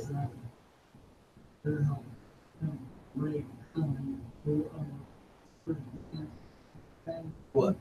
3.5 minutes of baseball talk. God, you're killing me. At least you cut it down a little bit. I'll give you some credit. It's about time. I'm cutting out like if they're 6-4 or 4-6, they're not really hot, they're not really cold. So Oh, who is? We get in here. Dakota. Dakota, Oh, Dakota, tell Diamond I betrayed him. It's Reflex, by the way. yeah, He's on my page. Hey, Reflex, how you doing, buddy? Give us a call. 614-781-0754. So, yeah, he popped up on Reflex popped up on my Facebook for a friend request. Yeah. And by the name, I was just like, that's gotta be one of Jim's, one of Diamondback's buddies with that game you guys play. So I just automatically went ahead and friended him. I was like, I might as well steal all of your friends now. I need it. They're more loyal than mine, so no, I'm just kidding. Big Cass was there, but he left. I don't know where he had to go. But he's getting married in a couple of months, so he's probably got a lot of planning going on. Yeah, You know? we've been doing a lot of that. Yeah, I'm sure. Please jump on. Game's free for crying out loud. Kansas City down there. There's also a man that's pretty hot. Time to throw somebody out the Fortnite bus. The Fortnite bus. We're throwing them out. It's okay. At work, we're voting people out of the Big Brother house. Oh, Just out of nowhere, we'll be like, Steven, you have been evicted from the Big Brother house. You have 2 minutes to pick up your belongings and tell your friends goodbye and get the heck out. Oh.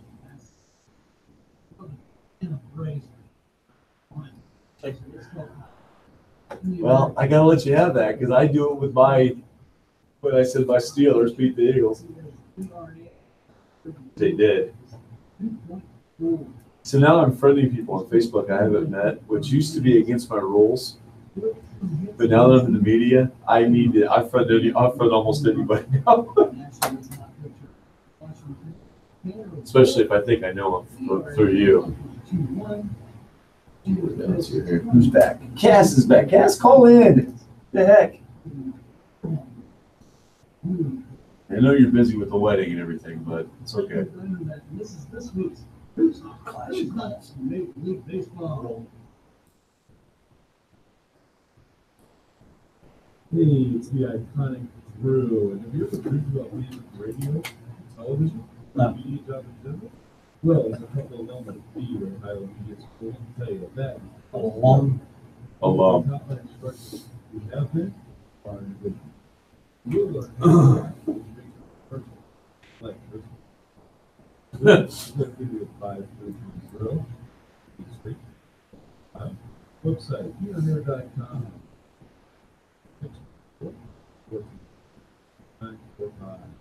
Review what the iconic group did.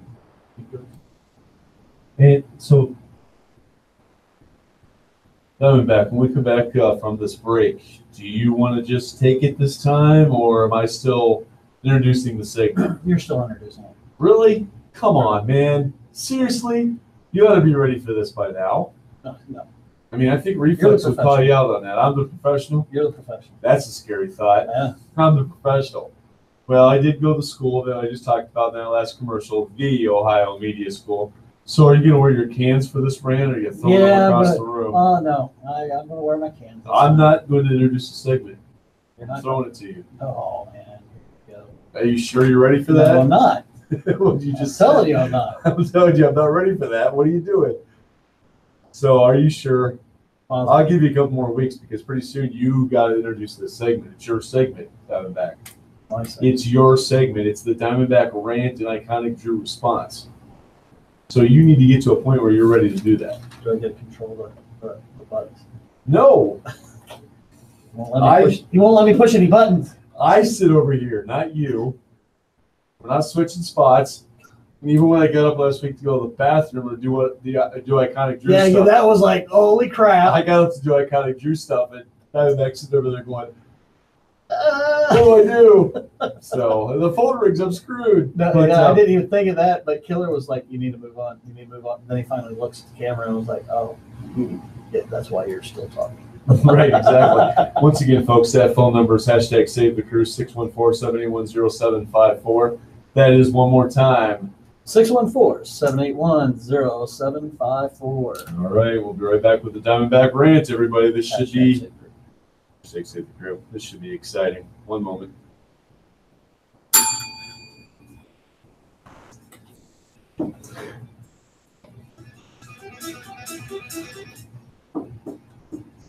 Let's pump this up all the way. I need to come out to the studio and just get it to where you have a button that you're just pushing it. I do.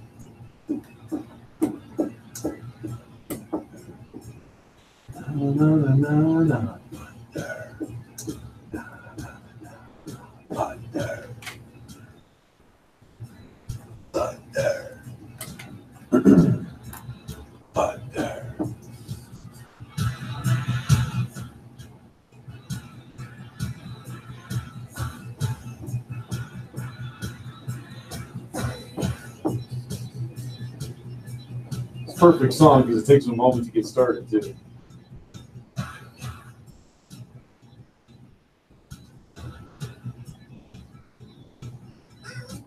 Welcome back, everybody, to the Ferocious Money Productions of the iconic Drew and Diamondback Sports Opinion Show. Here at with our phone line tonight, hashtag Save the Crew phone line 614-781-0754. We've been talking about the AFC, but now it's time to turn the show over to the Diamondback for a few moments. I'm going to actually mute the iconic Drew's mic, and I'm going to do that right now. Diamondback ready? Yeah, let's go for it. He's ready to rant. Should be interesting. Here we go. All right, so last week I picked on the Big Ten and the Ohio State Buckeyes and all those teams. This week, guess what? It's time to pick on the Independents. That's right, I'm going to throw another iconic Drew team under the bus. Look, Independents, you need to pick a conference. Pick once, get in it. Look, you want to be big boys? Then fine. Join a big boy for conference, all right? Army Black Knights, BY Cougars. Cougars, you used to be in a conference, but why the heck did you get out? Even though it was a weak conference, at least you were in one, okay? Let's do that. New Mexico State Aggies, you guys can actually pick one and actually pick a small one. You're not going to be any contender or anything like that. Notre Dame, I will give you one bit of props, okay? Your props is you play a tough schedule, and it's a tough schedule every year. But you know what? Pick a conference. Everybody else backdoors in. Why can't you? You know, the Big Ten did it for years. They backdoored in. SEC does it. They backdoor in. Every conference backdoors in. They play those weak teams, take advantage of it, and play a weak team every once in a while. UMass Minutemen, you need to pick a conference. Even if it's one of the smaller ones, you can't do it. Pick a conference, get in it, and play some teams and actually matter. Play some teams that matter. And that's where I'm going to leave it. All right, well, that was the Diamondback rant. As I try to look professional, put my cans back on. In the business, that's what they're called, folks, not headphones, cans. So, once again, we are at hashtag Save the Crew phone line, 614-781-0754. That one again is 614-781-0754, the hashtag Save the Crew phone line. So, Diamondback, that was an interesting rant. Take my glasses off for this and just kind of get into the mood here and talk about this. There's only one team in that whole thing that, of course, I'm a fan of. Right. That Notre Dame Fighting Irish. They're my second favorite team, folks. And once again, that was a rant. That was a rant that kind of Drew had a few weeks ago, if you want to go back in time and check that out, where I defended my right to have more than one favorite team. And that will continue. Killer. Listen, that's the way it is. And Diamondback, no, I will not hashtag choose a team. So, yeah. That's what Killer said. Rudy, which I need to watch the next couple of weeks. Yes, we do. Rudy's a great movie. Good movie. So, let me talk about that for a second, though. I'm going to start with Notre Dame, since that's the only team I really cared about in that whole list of teams you mentioned there. I completely agree. I will always be a Notre Dame Fighting Irish fan. But they do need to choose a division. They need to choose a conference. I think, and I'll go this far, you didn't take it this far. I don't think the independents should be allowed to get in the Final Four. That is exactly it. You want to, I mean, as I said, Notre Dame gets that little bye or whatever you want to if they can win out. Yeah. Because they do have one of the toughest schedules every year in, year out. They have the one of the toughest schedules. Yeah. And as I said, They give them that play, props. They play meat chicken to start their season this year. Well, see, and that's the thing. That's what I like to see. And they play Stanford. They play USC every year. Uh-huh. So it's not like they're not playing tough teams. I think they should be in the Big Ten. I've been saying it for years. I think the Fighting Irish should be in the Big Ten. I would love that. Would I be as big a fan? Maybe not. Because now it's different. Especially, what if they played the West and they could win the West every year? Well, what a lot of these conferences are trying to do, they're trying to pick up new states, Mm-hmm. and get into that state. So and why the Big Ten and Rutgers? The SEC has looked at Cincinnati. They've looked at Yeah. North Carolina State. I think the Big 12 should be looking at Notre Dame and looking at them hard. I mean, that would give them Indiana. That would give them a whole nother state. Plus the tradition of Notre Dame. Right. It's hard to beat that tradition of Notre Dame. Yeah. I mean, it's the no apologies to Boston College and hell with Boston College. Notre Dame is the Catholic university. Right. No doubt. No. It's the when you think of first, Boston College, you can say all you want, but the fact of the matter is when you think of Catholic University, Notre Dame is the first one that pops in everybody's mind. That's why they're That's good a big fit. fan base. They're a good fit for the Big East. They Yeah. are Boston a good College. fit. Boston because of Boston College. Right. They are a good fit for that because they would have a rivalry right there. Yeah. I also think that would make the Big East a little bit more, eligible for that. But as I said, it's just I think they need to find that conference, whether it's the Big Ten, the Big 12, or I doubt the SEC would even try to pick them up. I don't think that they should. I think the only one who should have to pick a conference to be a part of is Notre Dame. I don't think the rest of them should. The rest of these teams are insignificant anyway. Why should they have to be in a conference? BYU, actually, I think they could be. I think they would fit in the Pac-12 very easily. Well, I'm not saying they wouldn't. I'm saying why should No, they have and to? I think they could actually be contenders. I think they could actually walk away with that conference. What the Pac-12, the Conference of Champions, according to Bill Walton? Bill Walton doesn't know his ass from a hole in the ground. Well, that's a fact. That's something I can't Right. argue. Like I said, the only thing I disagree with you on this whole thing, Diamondback, is I don't think the rest of these teams should have to choose a conference to be a part of. I think Notre Dame should. The only reason Notre Dame should have to is because of their prestige, because of the fact that they're the only independent right now that could make the Final Four because they put in this big Notre Dame allowance thing. No, I'm sorry. Even as a Notre Dame fan, I don't think they should be able to make the Final Four, even if they win out, because they're not in the major conference. This is supposed to be the 5 major conferences, not the 5 major conferences plus Notre Dame. No, Notre Dame, join a conference. Yeah, they need to Give join it it one. completely. Yeah. They can't do this. Oh, we're gonna let you play 5 games in ours. No, play. Join the conference. Join the conference. Take the easy way out, or don't take anything at all. Yeah. I just don't think the other teams should have to. And you obviously do. I think they all do. I don't think there should be any independence. I really don't. I don't think there should be. There's no reason for it. There's no money in it. Yeah. And I'm not going to give away for it because I'm going to do this conference by conference. Right. That's what you pretty much, you just don't know what conference I'm going to pick on next. Yeah, and that's the only thing. And as I kind of drew, I don't know what conference he's going to pick from time to time. I've kind of given him a little bit of leeway on that. He probably thought I was going to go after my own beloved SEC. No, good. We can talk about them some other time. I'm good with that. Because I can't wait to trash on the SEC. It was fun. Oh. So, as far as all that goes, though. But no, I think that, yeah, I agree with you on Notre Dame. I think Notre Dame should join a conference because they're significant. They're a significant team. The other teams you listed are not significant. BYU is the only one who might be if they join the division, a leg, but is Army going to compete for a division? Any division? No, Army needs to join where I was trying to find that. They need to go where Navy went, because Navy used to be an independent too, and now Army is the only independent.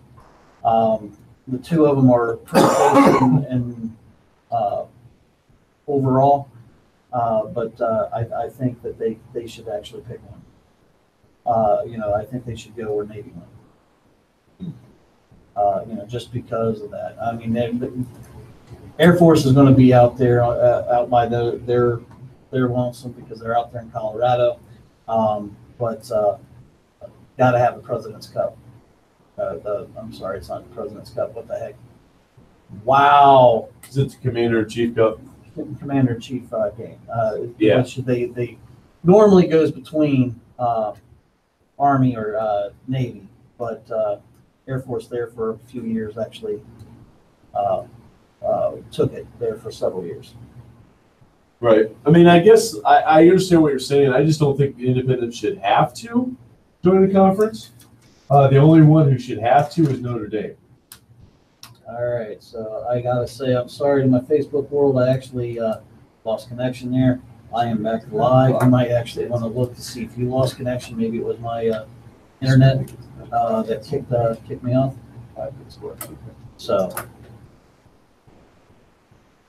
So why do you feel that these teams have to stop being independents? There was a few years ago. There was 4 independents, Right. and that was Notre Dame. Notre Dame. That was Army, Navy, and I'm drawing a blank on that 4th team. However, that 4th team also is left off there because I do not see them on here.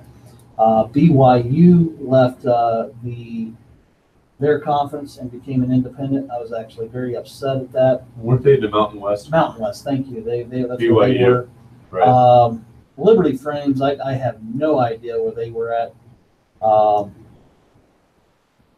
And we don't care. No, I'm just kidding. And of course, Notre Dame was one of those teams that they've always been an independent. But as I said, the one thing that makes them a good independent is their strength of schedule. Well, and the fact that, like I said before, they're Notre Dame. It carries a lot of prestige. They're the Catholic university in the United States.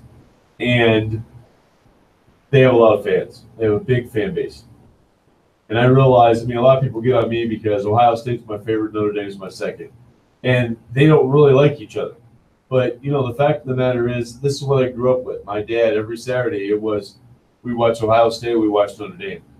We don't watch any other college football that day. Those are the 2 teams we watch every week. Because he grew up in a Catholic neighborhood in Zanesville. Yeah. So, being in Zanesville, Ohio, so I root for the Buckeyes. And then being in Zanesville, Ohio, a big Catholic town, he started rooting for Notre Dame.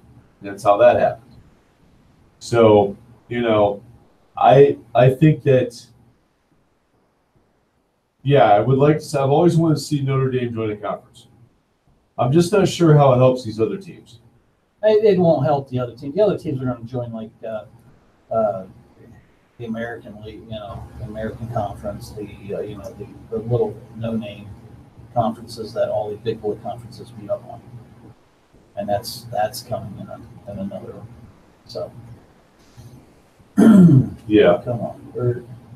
So I think that, like I said, I'd always want to see Notre Dame join a conference, but these other teams, I don't think they should have to. That's where I'm going to disagree with you on this, Diamondback. I think that the other team shouldn't have to join a conference. If they wanted to join a conference to improve their stature or their place, and you're right, maybe they only end up joining the MAC or the American or the WAC or the Mountain West or these conferences we don't really hear a lot about until March Madness comes out in basketball, and all of a sudden all these teams are popping in and winning. So, we don't really hear about them during football because of the way things are set up. So, which, spoiler alert, everybody, we're going to get into that playoff formats for both later on in another episode as well. And so maybe join the American. Maybe join the American. Yeah. which is actually not a bad conference to watch. They've Not- got some pretty good football in that. Not conference. really. I mean, That and the MAC. I mean, of course. they got Houston there. They got, well, of course, Cincinnati, Mhm. East Carolina. So I mean, they got Yeah. some good teams. And I've that's been saying it for years. Cincinnati needs to be in the Big Ten. they need to be in the Big Ten, SEC, Big 12 because West There's- Virginia jumping down there. Yeah. You know, You guys jump into Ohio. That's wrong. Freaking. I mean, you want to talk about something to be wrong? It'd be wrong for SEC team to be from Ohio. yeah, it would be. So, But, you know, Big Ten better get off their game and pick them up. well, I've been saying it for years. I'd say we pick up Notre Dame and Cincinnati. That's our big pickups. But they're going to look. They are going to look at a different state. I mean, because in they're fact, wanting yeah, that we've revenue already- from that other state. We've already got those two states, obviously. Now, But you create an automatic rivalry with Cincinnati and Ohio State. yeah, I think so. I think that And- would automatically do that, and the rivalries is what helps. You also bring Okay. in the big rivalry with Notre Dame versus Meat Chicken or Ohio State, and also Indiana and Purdue. I really I don't see Notre Dame losing anything by joining the conference. I really don't. No, the only thing I see is, as long as they would continue to stay competitive, obviously they would have to restructure their whatever conference they decide to join. They'd have to restructure to that conference's setup, as we talked about, like you talked about last week, Diamondback, with why not come up and play in the cold weather? Well, open up a date. Yeah, Because the Big Ten's got the Big Ten schedule locked down during certain times, so they can't open up a date. they can't open date. And every conference is set up different right now, which is very frustrating. And that's going to be something I'm picking on a certain conference here. Troy's actually chiming in here. He's actually saying Notre Dame would never be able to play and win a championship in the Big Ten. Huh. They play a tough conference if they want to win a national championship and have to in a league. So I'm taking it that you mean that basically they have to join another conference there. I think is what he's trying to say. So he's saying he doesn't think they can ever win the Big Ten. I think they can. I tell you what, there's only been one team in the Big Ten that they haven't competed well against, and that's Ohio State. Everybody else, they beat Meat Chicken on a regular basis. Yep.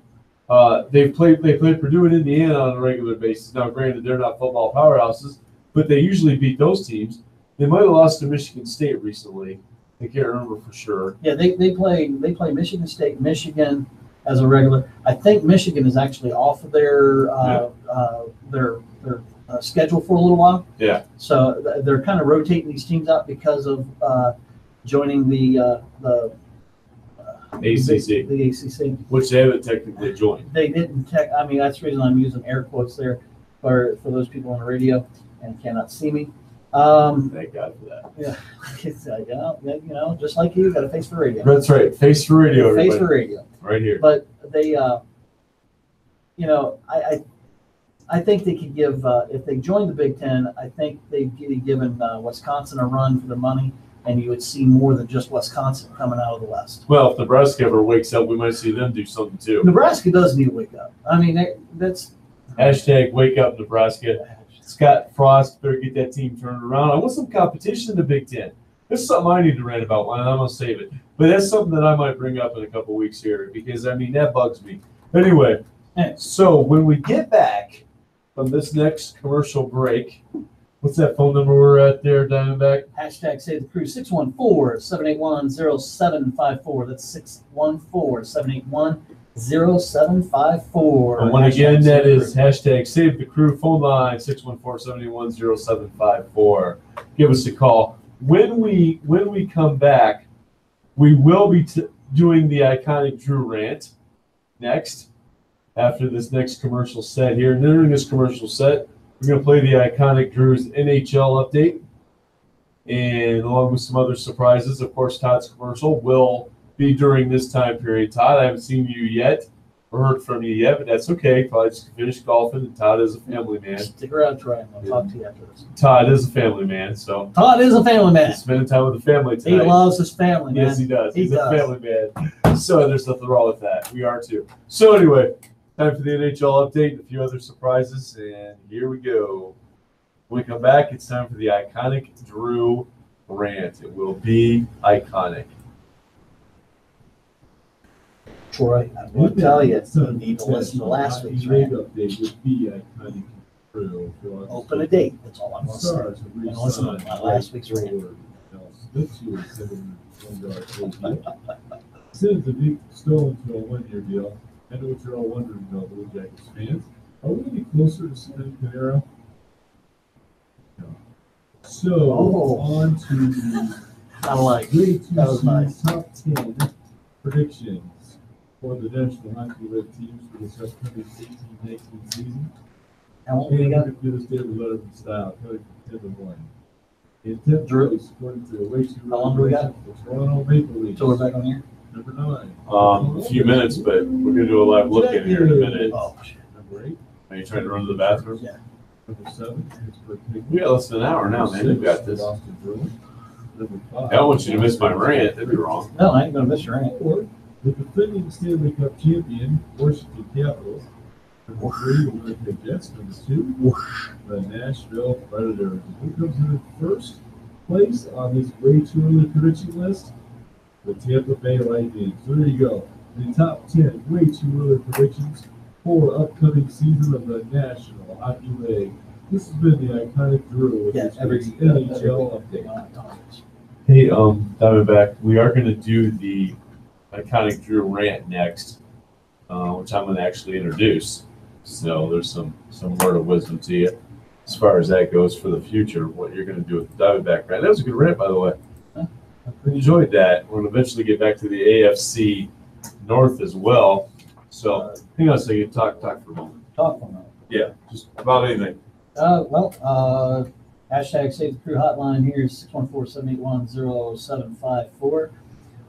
We are talking, as he said, we are talking about the AFC and our predictions on how that goes. Where we're predicting each team to end in their conference or in their division. He did say AFC North. We already went over the AFC North. We are going to be doing the AFC West after the iconic Drew rant. Well, that was probably because my mind's always on the AFC North. It's the best division in football. I don't know about So, you know what, everybody? You know what we're going to do? We're going to do something very unprecedented for this show. We're going to take a bathroom break. We'll be right back. that. Actually, a good idea. Leave the Facebook Live running. You can look at the wall. I'll be back. Here. Once you see once you go, that's the window.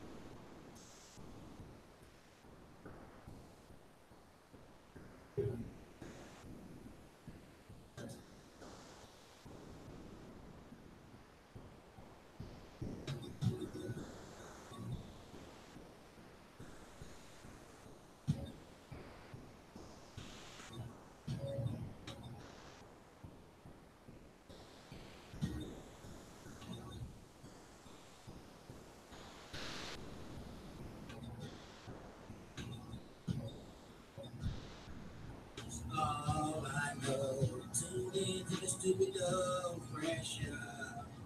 What's going down? This is your boy, Devon Jerry. You are tuned in to the Stupid Dog Fresh Show right here at WTVRadio.com. Where has this thing will be? Well, you know, a little bit. We started doing our second show in the Comedy Underground, so you know we back there with the Stupid Dog Fresh Show for a while. But you know what? It's when I see some of the best talent in Ohio that makes me come out and do what I do. So it was a couple weeks ago, I was at the Funny Bone, doing my thing, what I normally do, you know what I'm saying? Funny Bone is chilling, watching man, Big Bird, I had performed that night. I saw him perform, you know what I'm saying? Deep in comedy, caught me out guard and said, hey man, you know what? I need to get back in my seat, do what I do, you know what I'm saying? All the artists we had up in here, you know, man, saxophone flow to your tags came down and played with me on the show, I had to get back to the rules. Tune in. I'm sorry about that, everybody. This is the Iconic Drew, of course, the Iconic Drew and Diamondback Sports Opinion Show. Ferocious Bunny Productions. Diamondback should be back here in just a moment. He just walked back in the studio. Oh, we needed to take an unprecedented bathroom break there. Sorry about that, everybody. Turns out we're human. No one will watch. No one will watch. So, all right, time for Todd's Barbershop commercial. Here we go. No one will. Oh my God. So they told us to use a bottle. No one will watch. Probably wouldn't watch it. You go home and visit your mom. Say, who's the new girl? Well, this is the Iconic Drew. Every time I need a haircut, I go see Todd. And Todd That's unprecedented right there. They're always sports. Both of us can walk out. And everyone gives their opinion on sports. That actually is. I was like, the Iconic Drew and cast of trying to talk him and let me go. Todd's been cutting hair for over 18 Once again, years. got the AC/DC live on cassette. Yes. If you want to get a great haircut in an old-fashioned barbershop, go see Todd the Barber at Todd's Barbershop, located at 3867 Latimer Street, Hilliard, Ohio, in the heart of downtown Hilliard, near Columbus, Ohio. Hours are Tuesday, 2 p.m. to 6 p.m., Wednesday, 9 a.m. to 4 p.m., Thursday, 9 a.m. to 6 p.m., Friday, 9 a.m. to 4 p.m., and then on Saturday, from 7 a.m. to 1 p.m. Closed on Sunday and Monday because Todd is It's a family man. So if you need a haircut, do what the Iconic Drew would do. Go see Todd at Todd's Barbershop. Now, Diamondback, of course, when we get back from this break, your mic won't be on. So you know. Because I'm going to do my rant, and then you'll get to come on right after that. So how about those apples? There you go. All right, one moment, everybody.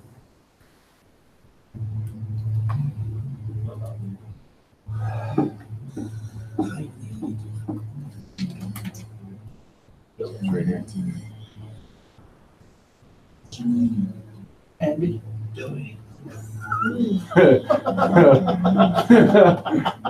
We need to just edit that. Yes, Andy. Iconic Drew. 26.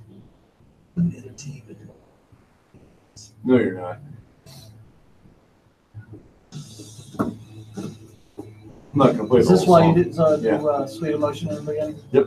And I was in the mood for Mama Ken. I hadn't heard it in a while. Oh. It's a good song. Sweet.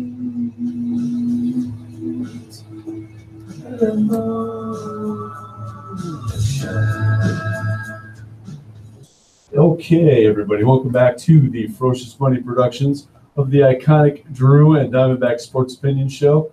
That was a little taste of the Iconic Drew's favorite song, Sweet Emotion by Aerosmith. I didn't play it at the beginning of the show tonight because I was in the mood for some Mama Ken at that point. Hadn't heard Mama Ken in a while. For some reason, radio stations have stopped playing it. Of course, this last couple weeks, I've been listening to a lot of sports radio because of the Urban Meyer situation. So, trying to stay up on that while I'm driving around town, driving around the greater Columbus area. So anyway, let's get into the Iconic Drew rant. Diamondback's been looking forward to this.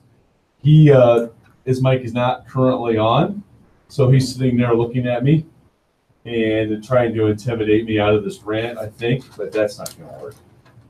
So it is time for the Iconic Drew rant. Here we go. First, some facts before I get into the actual rant about it. 17 games have ended in a tie in the past 2 seasons in the National Football League. There were 477 games played, so 3.6% of games ended in a tie. The overtime rule currently is if a team that wins the coin toss scores a TD, touchdown, the game is over. If there's just a field goal or no points, the other team gets the ball, and at the end of the 10 minutes, if the score remains tied, the game will end in a tie. So, 17 is way too many. What the heck, everybody? What are you thinking here? Crying out loud. Why do we have to have a tie in sports at all? Whether we Major League Soccer, for crying out loud, got to end games in a tie? It's absolutely incorrect. I don't care if there's only 17. We can't do this. There cannot be ties in pro football. Come on. There's got to be a clear-cut winner. I don't want a tie. One of these ties, I guarantee, was between the Atlanta Falcons and the Pittsburgh Steelers. Those two teams always end in a tie. Crying out loud, everybody. This is ridiculous. There is no reason for ties in pro football. Figure out a way to win the game, end the game. I don't care if you have to line up and start kicking field goals. Why not? The NHL does penalty shots in the game, and it works. That's exciting to watch. Ties. Crying out loud. What are we, Major League Soccer? This is horrible, National Football League. You're better than this. At least college football's figured out a way for a game not to end in a tie. Now, granted, they might play all night. There might be 7 or 8, 9 overtimes, but there's a clear-cut winner at the end of the game. No ties. Those are college kids. College kids that got to get up and go to school the next day or 2 days later and practice. So you're telling me the NFL players can't play that long? I say bull crap. You got all week off. Get ready unless you got Thursday game. Then that kind of sucks for you. No ties. Tired of it. 17? Way too many. What say you, Diamondback? Oh, you want to kiss your sister now? I have no comment on that. Well, you always said that it's like kissing your sister. That's what they say. That's what they say. Them ties. Well, it's kind of hard to disagree with you as far as games ending in a tie. I do not like the college football way of doing it. However, it is a lot, as you said, it's a lot better than ending in a tie. I'm glad there's no more ties in college football. I know Woody rather take a loss. Woody Hayes, he'd rather take a loss than end in a tie. I knew that's just the way his mentality worked. I didn't understand that part of it, but hey, no, you're absolutely right. Games should not end in a tie. And the Atlanta Falcons and Pittsburgh ended in a tie. I do believe that was about 12 years ago. Yeah. It was me and you watched that game. We did. It was like And 34 final. We both just went. Well, if you remember rightly, That it was sucked. fourth quarter. Fourth quarter ended, and then they came on and gave us a tornado warning. I think we were more upset of the tornado warning interrupting our game than we were that the game ended in a tie. That's a valid point. That's hard to debate. Not field goals, 2-point conversions is what my colleague at Columbus City Schools is chiming in with. Kurt's chiming in with that. So that Well, the might college football rule does go to that. does eventually. What is After it? the After third. the third? No, the second. It's after the It's in the second. third It's the overtime. third. Yeah, Right. the third overtime that they kick that in, which I like that. That actually does boost it up because you can sit there and score all day long. I mean, what they're starting on the 35 if memory serves me right. It's 25 in college 25, football. Okay. My proposal to solve this problem is start at the 40-yard line in the NFL. Do the same rule as college football, because I like the college football rule. You don't, but whatever. I like the college football rule because what it does is it does put the emphasis on the offense. You got to match what the other team did. You get a chance to run out there and do it. Defenses are also set up so they can play basically goal line defense because they're only 25 yards out. Right. As opposed to playing the whole field like they do in pro football. Plus, you can take one drive in 8 minutes. You can do a 7 or 8 minute drive, and their team still doesn't get to really touch the ball. I'm only bringing this up, not just to kind of prove my point with this. You just named it right there. You said it was they start out with the goal line. I'm sorry, 2nd and 26. That's all I'm going to say with that, and that's why they went over the top on them. Yeah. That's don't. If it wasn't 2nd and 26, would we have seen Alabama as national title? I don't know. I mean, nobody really knows. Right. Well, and that's a valid point, no doubt about that. I mean, you can try to protect the goal line all you want, but the fact is that what you should do is try to stop the 1st and 10, 2nd and 10, all that Correct. as you move along. But what I mean by that is if you're closer to the goal line when the drive starts, then you have more of a legitimate chance of playing defense and stopping them from doing it because they'll have the whole field to play with. I kind of like Kurt's little thing here. Okay, it ends in a tie after the 10 minutes. Go ahead and go with 2-point conversions. The 2-point conversions based on what? Just lining up and Just trying lining up 2-point to conversions? go for a 2-point conversion. That's what you're doing. You're lining up to go for a 2-point. Wow. So you're not scoring a touchdown before, you're just lining up for 2 I mean, points. that's the way I'm taking what he's actually saying. You're just Right. going for 2 points. You didn't score a touchdown. You're just going for 2 points. You make it in, boom. One time, boom. You know, you do it. They do it. Once you have somebody that's taking the lead and the other team didn't match, done. Right, at least we have a clear-cut winner. People Yeah. may not like that rule. I mean, I'm not sure the field goal idea works No, because it's a little, you unless start, you have the quarterback the out 40. there trying to kick it. start to 40 and go back. You know, we got field goal kickers that are making 55 yards out now. I do believe Atlanta Falcons kicker Anderson. Yeah. He had a hell of a leg. Yeah. That's just one guy that comes to my mind. And that's just because he was played for the Falcons. That's why he comes to my mind. Of course. So, but I mean, yeah, I just, whatever it takes, I don't care what they do. I don't care how they solve it. Just solve it. If college football can figure out a way for there to be no ties, and college football went with that rule for years where games get in a tie. Correct me if I'm wrong. I don't even think college football did an overtime play situation. If the game ended in a tie for 4 quarters of the tie. I remember one time when the athletic director at Ohio State, it wasn't Gene Smith, it was before Gene Smith, said something to the effect of they tied against Meat Chicken 6-6 one year. And he said, Still cracks me up. that is one of the greatest victories in the history of Ohio State football. And I wanted to scream, I wanted to go through the TV, and I was a kid. And I wanted to punch that guy. I was like, what the hell's that great? This sucks. I don't want to tie them. I'd rather lose than tie. I agree with what he hates. I would much rather lose than tie. I mean, that's the thing. A lot of these coaches go for the victory, and it's backfired in their face. The kick six. I know I'm bringing up my team's things, but the kick six.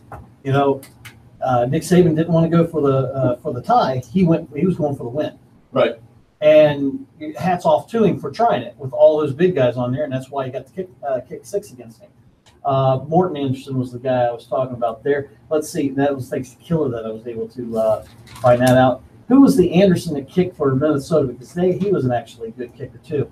So I mean, once again, Anderson, and the reason I remember him because that was he was kicking against Morton in the NFC Championship game back in '99.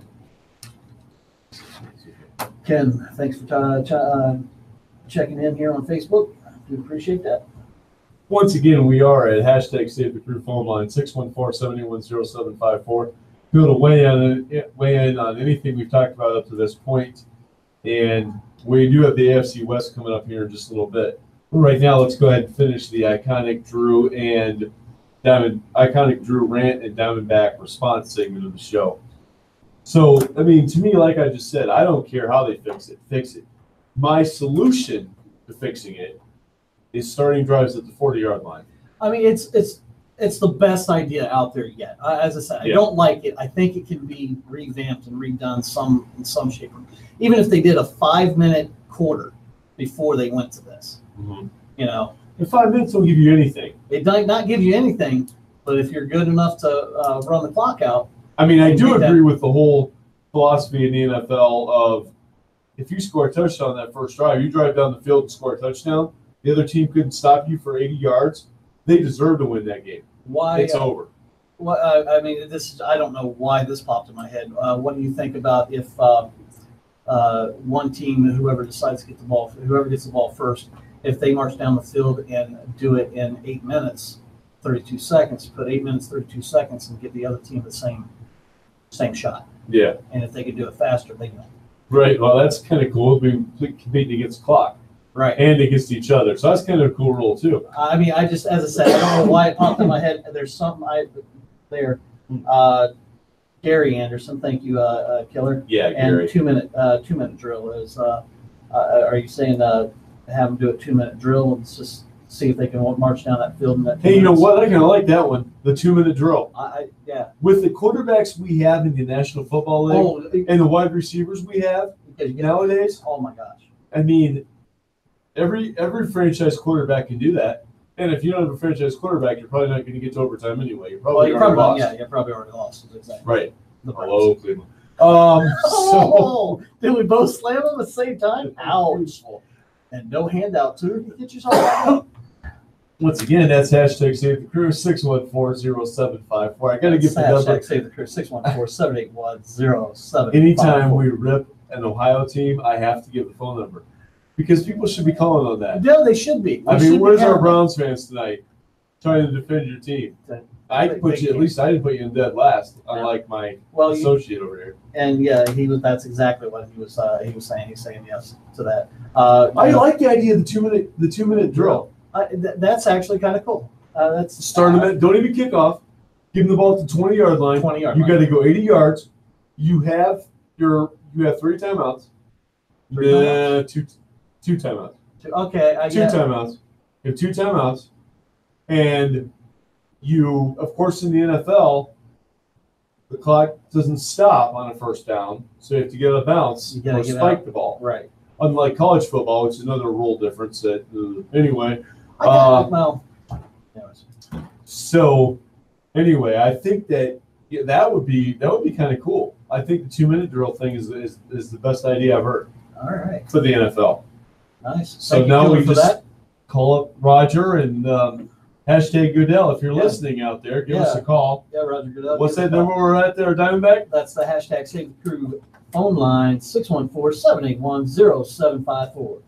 That's 614-781-0754. Hashtag Save the Crew. So I like that solution right there. I'm going to take that one as the best one of the night. I like the idea of starting at the 40 and doing what college football does, as well as just marching them back 15 yards.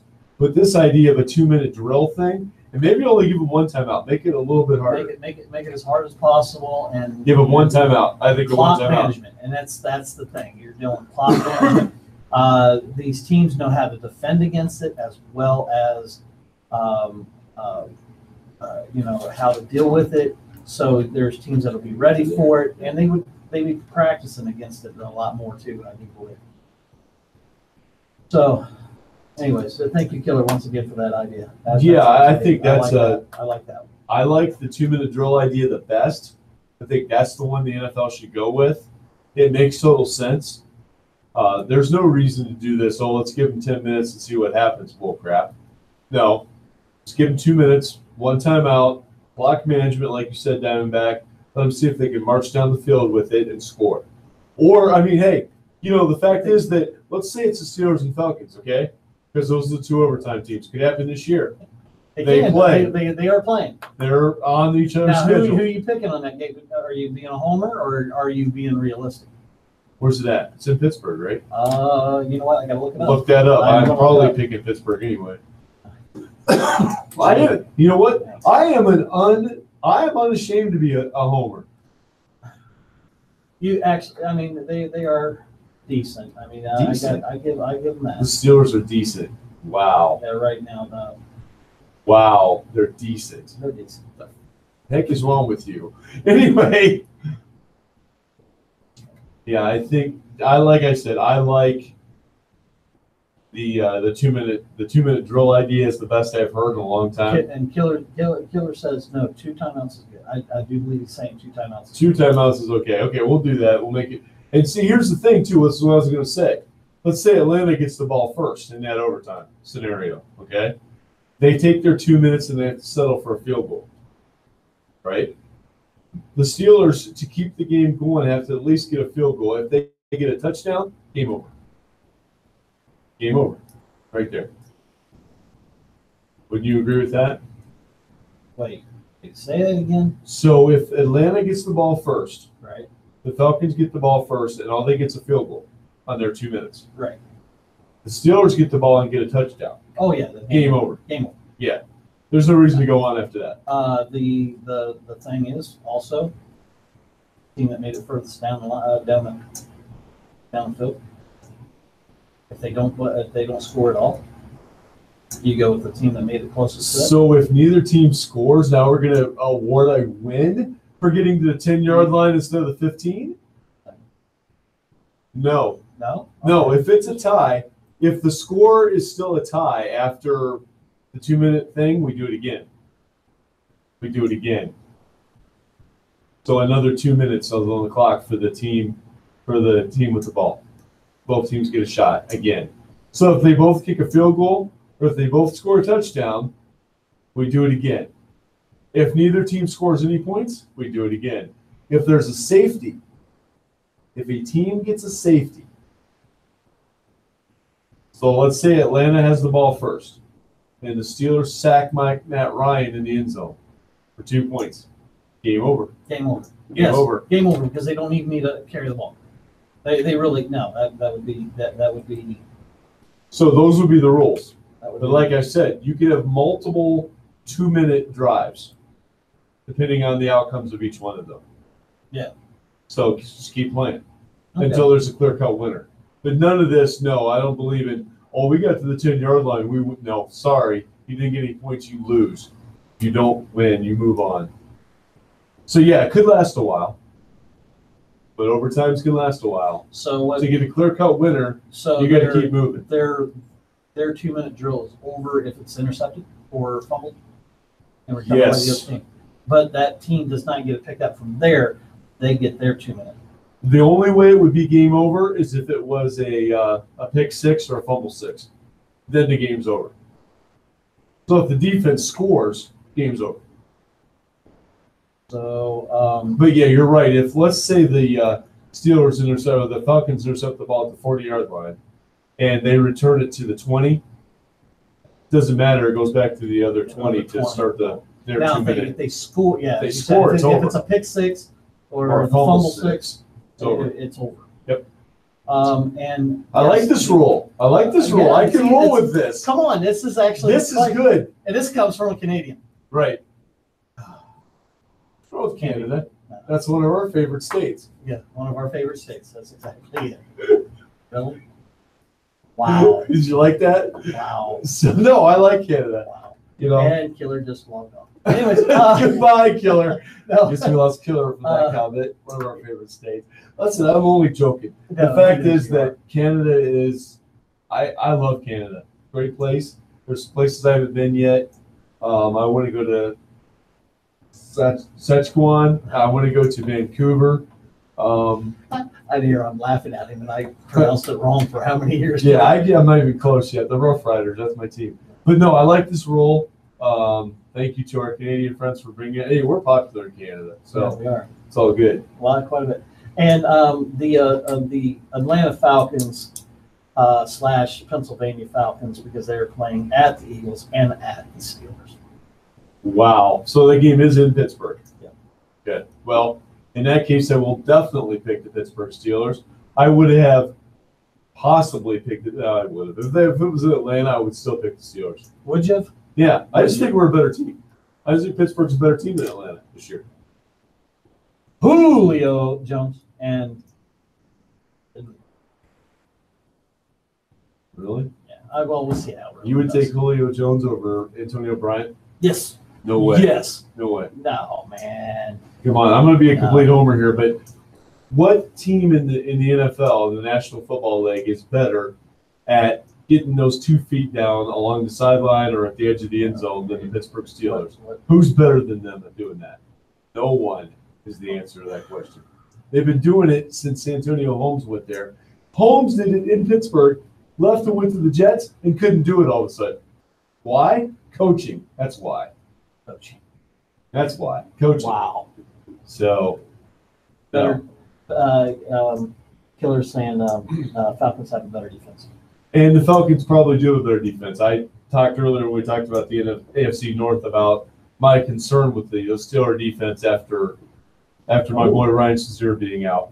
Killer is actually kind of disagreeing with us a little bit here. Second time through, it's whoever scores first wins. If it's a fumble and the other and the offense touchdown happens, then the other team can still can have a go. I don't know about that. All right. Well, when we get All right. back from this next break, that was the iconic Drew rant with the Diamondback response, and thanks to our friends in Canada for weighing in on the best way to solve the tie problem of the NFL, the National Football League. We get back, we're going to talk about the AFC West, throw our predictions in for our playoff teams as well and take it from there.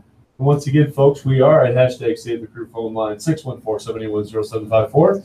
That's 614-781-0754. And here comes some commercials and other fun stuff because you never know what that kind of Drew and Diamondback are going to do. Maybe even take a bathroom break. Here we go. We'll be right back. No, I don't need to go. So you tired of the same old for subs? Go try Cosmic Subs. Cosmic Subs are all delicious subs. Made on whatever type of bread you want. We've got Italian, ham and cheese, steak, and of course the famous BLT. This is my best commercial ever. Dude, This is the Cosmic Subs. Whenever I want to sub. Makes me want to go get something. Maybe I'll go there tonight. You gotta ask for different things. Is that the dead end of 270? Dead end of 270. On the right-hand side. So, Diamondback, when we get back from this break, we're of course going to talk about the AFC, or excuse me, yes, the AFC West. AFC It's West. a fun division to talk about. Make sure you have your divisions picked and who you want as your final six for the playoffs I got that. as well. That way, we'll be ready to roll with that during this next segment too here, as far as all that goes. So, you know, I feel like giving something a shot here. Like I said at the beginning of the night, I'm feeling saucy tonight. Remember how this Bob's Motorcycles commercial has not been working for me? Well, I tried this at school the other night when I was at the Ohio Media School. I tried this commercial and it worked perfectly. So we're going to try this out on you folks at home here.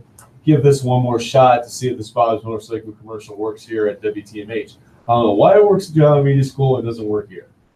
Baffling me for weeks. And I'm feeling saucy enough tonight that I'm going to try stuff, and we get some dead air. We'll just come back and talk for a second until I get the next one set up. Because that's kind of how I feel tonight. So much that we both walked away and headed for the bathroom because we had to go that bad. So that happens sometimes here on live radio. You do what you got to do to get through the night. Right? That's there. So we're going to try this. See what happens. Swear to God, if we just get Molly Crew again, I'm going to be mad. Where's the commercial at? Oh, great. Look at this. I got a friend request from somebody that I don't know. Okay, so folks, I don't know. Again, I don't freaking understand this at all. I don't know why this commercial is working at the Ohio Media School and not working at WTMH. It baffles me beyond belief. This Bob's Motorcycle commercial is almost as good as my Cosmic Subs commercial. Almost. Almost as good. It's close. As I said, I'm going to find that Cosmic place tonight, man. Cosmic Subs, baby. Cosmic Subs. Best place to get subs in the whole freaking world. They're awesome. Awesome. Awesome So, subs. awesome sauce.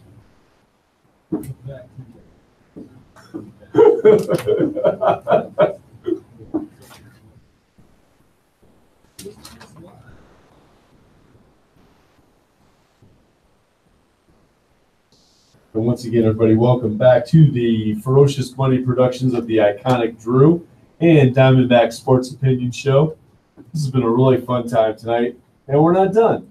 We get to talk now about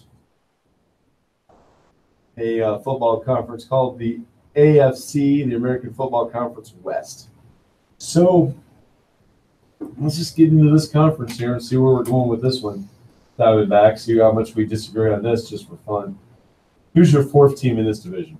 I think I did this just out of hatred. The Oakland Raiders. Wow, the Raiders. I hate the Raiders. Hate them. Okay, Chucky's back. CCS Schools checking in again here. Darren's back on my Facebook Live. So he's got the Raiders there in fourth place. I'm going to go ahead and put the Broncos in fourth place. The Denver Broncos in fourth in my picks. Oh. Okay. So who do you have in third, my friend? I can't even say it.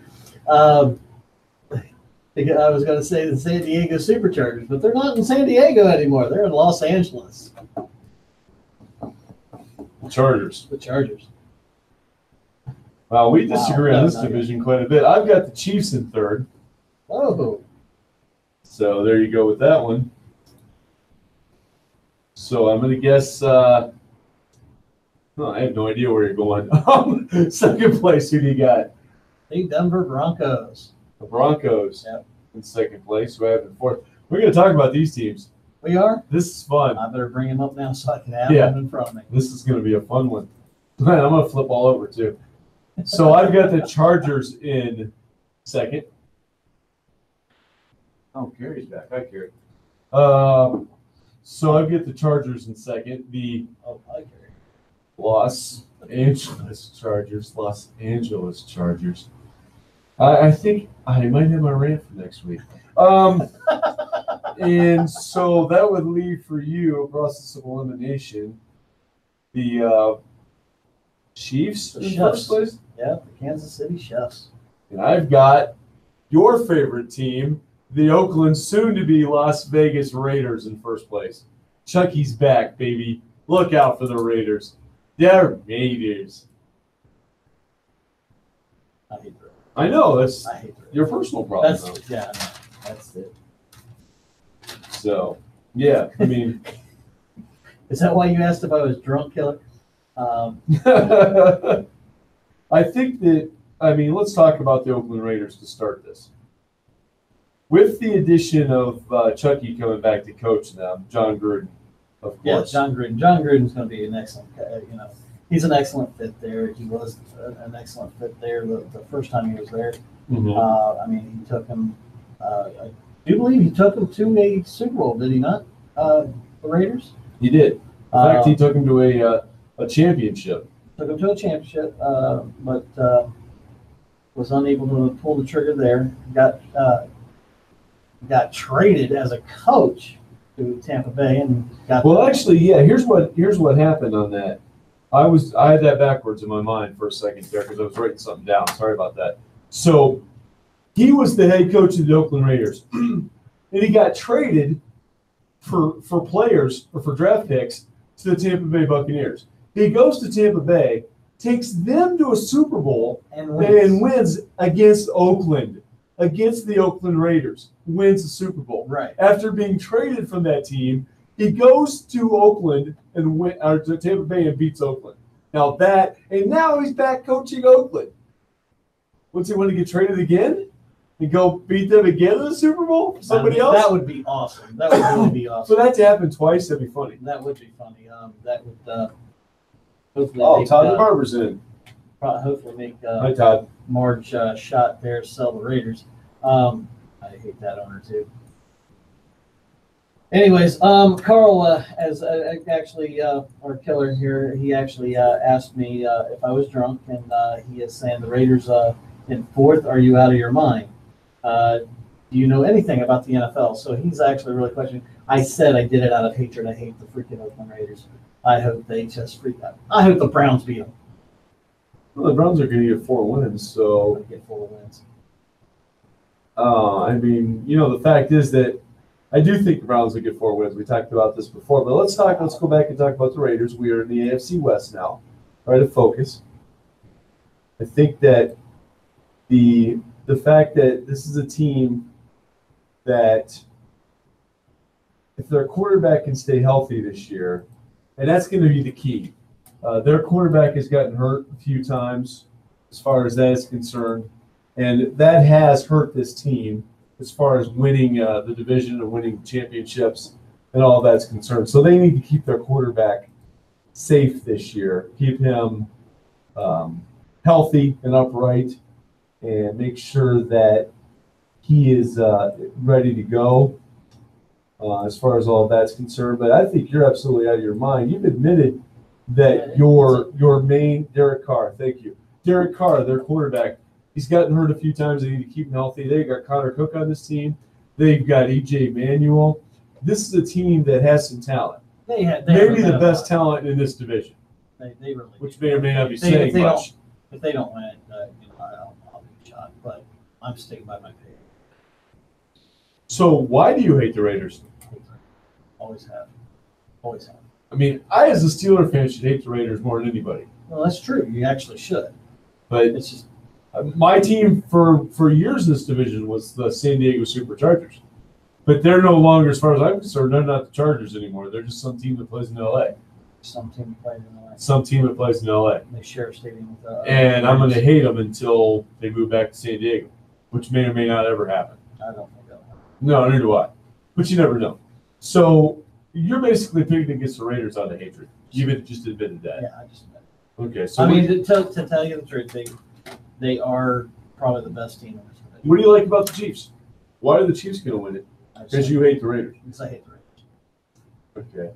That makes sense. Not.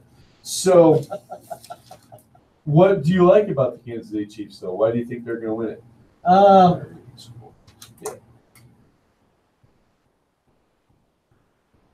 This conference, Golden Strike, huh? yeah, next, as I said, next to the Raiders, this is probably the second best team in there. I think they can. They've got some good weapons. They got. I'm trying to find their quarterback. God bless it. I hate our internet today. Everyone's running slow. Patrick Mahomes is the quarterback for the Kansas City Chiefs. Really? Alex Smith went to the Redskins, remember? Oh, that's so right. Patrick Mahomes Really? is the quarterback for the Kansas City Chiefs. This was last year's draft pick. The draft pick in 2017 where they moved up. The Chiefs moved up to get this guy. So they obviously have a lot of faith in Patrick Mahomes. And they like this kid. Now I've got the Chiefs finishing on third. You've got them in second. I've got them in first. You've got them in the playoffs. Yeah, I got them in the I playoffs. potentially have them in the playoffs because they're a second team. We don't know yet. We haven't unveiled our six. I mean, I'm going this one here, this conference here. I'll admit it. I'm good. So you're just going to throw that out there that you're dead wrong. Dead wrong because I of hate your the hatred Raiders. of one team. One team. Yep. But you still haven't explained why you hate the freaking I hate Raiders. the Raiders. Just, I hate them. I hate them. No reason. I just don't. You don't even have a Nothing. reason. They don't Just even play in something the NFC South, man. I don't. I've just always had a hatred for them. Yeah. I mean, A healthy hatred for the Raiders is not a bad thing. It's I mean, it's like I it's said. kind of like the Cowboys. You either love them or you hate them. If it wasn't for San Diego leaving and going to LA, I would still be a San Diego Supercharger fan of this division. I mean, and they have Joey Bosa playing for them. You know, they have players I like on that team. They have a future Hall of Fame quarterback in Phillip Rivers. So here's a guy, well, that's questionable. I shouldn't say guaranteed Hall of Fame quarterback in Phillip Rivers. Definitely still questionable because he hasn't won a He's championship questionable. yet. Yeah, I mean, But he could still make it. He's put up the numbers. he's got the numbers, and I And- think it's a shame that that's one of the things that we look at Well, yeah. for a ballot. I think he'll make it into the Hall of Fame, but I think he should, along with the other two quarterbacks in his class. Yeah. So as far as that goes, I mean, obviously Big Ben's a lock. That's a given. I don't know if he's a first ballot, but he's certainly a lock. And, you know, not to be a complete homer here, but I don't care. I am a homer to a certain degree. Love my Steelers. As I said earlier, definitely picked them to win the division. So what are your thoughts on the Chargers? Do you think that they're a team that can compete at all in their division, or just middle of the road, or is this a division in your mind that only one team comes out? So we're about to unveil our top six. yeah, only one team's going to come out of this one. I mean, it's whoever wins this division is going to come out. Nobody And else I will have come to out. agree with you on that. I have the Raiders winning the division, as you know. Yeah. And I don't think anybody else comes out of this division. I think the other three teams don't really have much of a shot at winning the division. I'm So- gonna try not to give it away. I've got more faith in another. So let's go to that. I think we've talked about the AFC West as much as we need to. Nothing against them, but you know, when the team I was rooting for decides to leave and go someplace else and break everybody's heart in San Diego. So that is song. No, that wasn't about San Diego. Anyway, so your teams that you have automatically in the playoffs are the Pats, Yep. the Patriots, the Jaguars, the Steelers, the Chefs. and the Chefs. And the teams I have automatically in the playoffs are the Patriots, the Jaguars. It's starting to sound the same. Other than chess. The Steelers, and the Raiders. So we have a difference there. Yeah, What yeah. are your other two teams, Diamondback? Let's talk about the AFC South. Okay, NFC South. I'm going to go with the Texans and the Colts. So you have the Colts making the playoffs? I got the Colts making the playoffs. Are you out of your mind? Andrew Luck, as long as he stays healthy, he's going to bring him in there. Okay.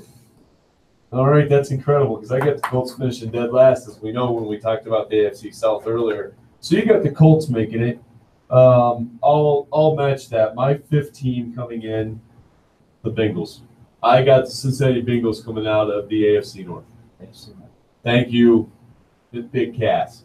You're still out there listening. I don't see your face on my screen, but yeah, I got the Bengals coming out as well as the Steelers out of that division.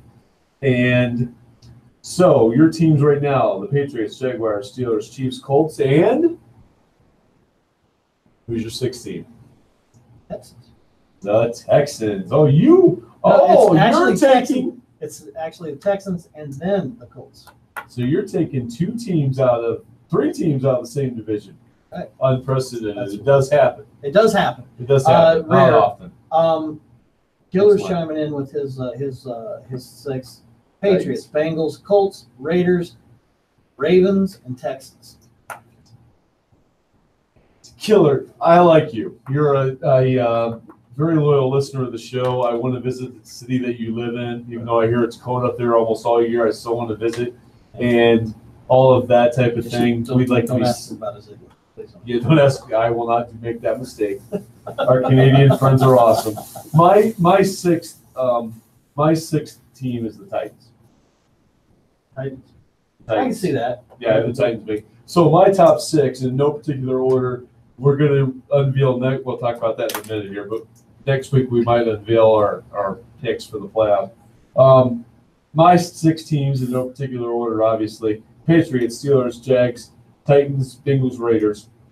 And then for the Diamondback, his top six teams are the Patriots, Jaguars, Steelers, Chiefs, Colts, and Texans. So our differences are, you have the Colts and Texans, and I have the Bengals and Titans. Those are our differences.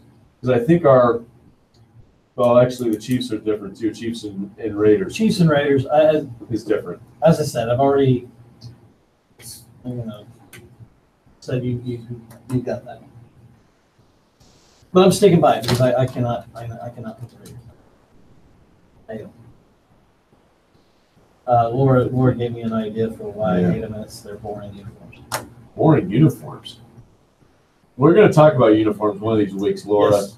Not to give too much away right now, but of all teams, the Raiders jerseys are, black and silver. That's almost as iconic as black and gold. Almost. Not quite. And I did say gold. Black and gold, not yellow. Black and gold. But it's true. It's not yellow, it's maize. Yeah, exactly. Those idiots up there at Midnight Country. Anyways. So, but no, I've always said it's gold. It's black and gold. That's what it is. So, but those are our playoff predictions. When we come back from this next break, we're going to wrap the show up and talk about what we're going to talk about next week. And right now, here comes the commercial that I made for the Ohio Media School. I made this just for fun because I enjoyed my time at the Ohio Media School. It's one of the best moves I ever made going to school there. Part of the reason why we're able to do this show every week. So here's our commercial about the Ohio Media School. I got this comment. Hey, it's the iconic Drew. And have you ever dreamed about being on radio, television, or a media job in general? Well, it's a couple alum of the Ohio Media School. That is the place to go. You will be taught by instructors. What's with this yawning, Diamondback? We can't have that. You will learn how to I'll be up all night. School located at 5330 East Main Street. Wow. in Ohio. Website, pioneer.com. Phone number, 614-423-4945. To do what the iconic group did, you go to The Ohio Media School. So, Diamondback, when we get back from this break, we got to talk about what we're going to talk about next week. And this will like a look behind the scenes, everybody, as far as that's concerned on the show. We haven't really talked about what we're going to talk about next week. No, we haven't. So, obviously, we haven't. obviously we're going to do the NFL playoff picks. Yeah. That's a given. Like seed them 1 through 6, and then say 6 plays 3 that first week, 4 plays 5, and then the winners against the setup there, the way the playoffs are set up every year. So for each conference, I don't know if we want to go as far as predicting the Super Bowl yet. At that point, we're going to wait 1 more week on that. We can I think we can, because I think we're going to go through that. we're going to go pretty rapidly. quick, obviously. I mean, that's going to be a long. So yeah. All right. Well, we'll see how that goes in just a minute.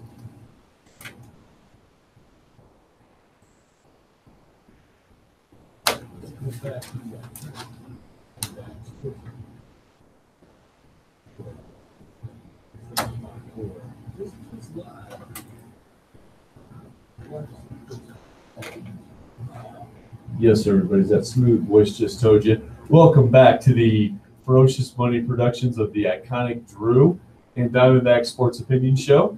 It's been another fun-filled episode for us here. I'm calling them episodes now. Episodes.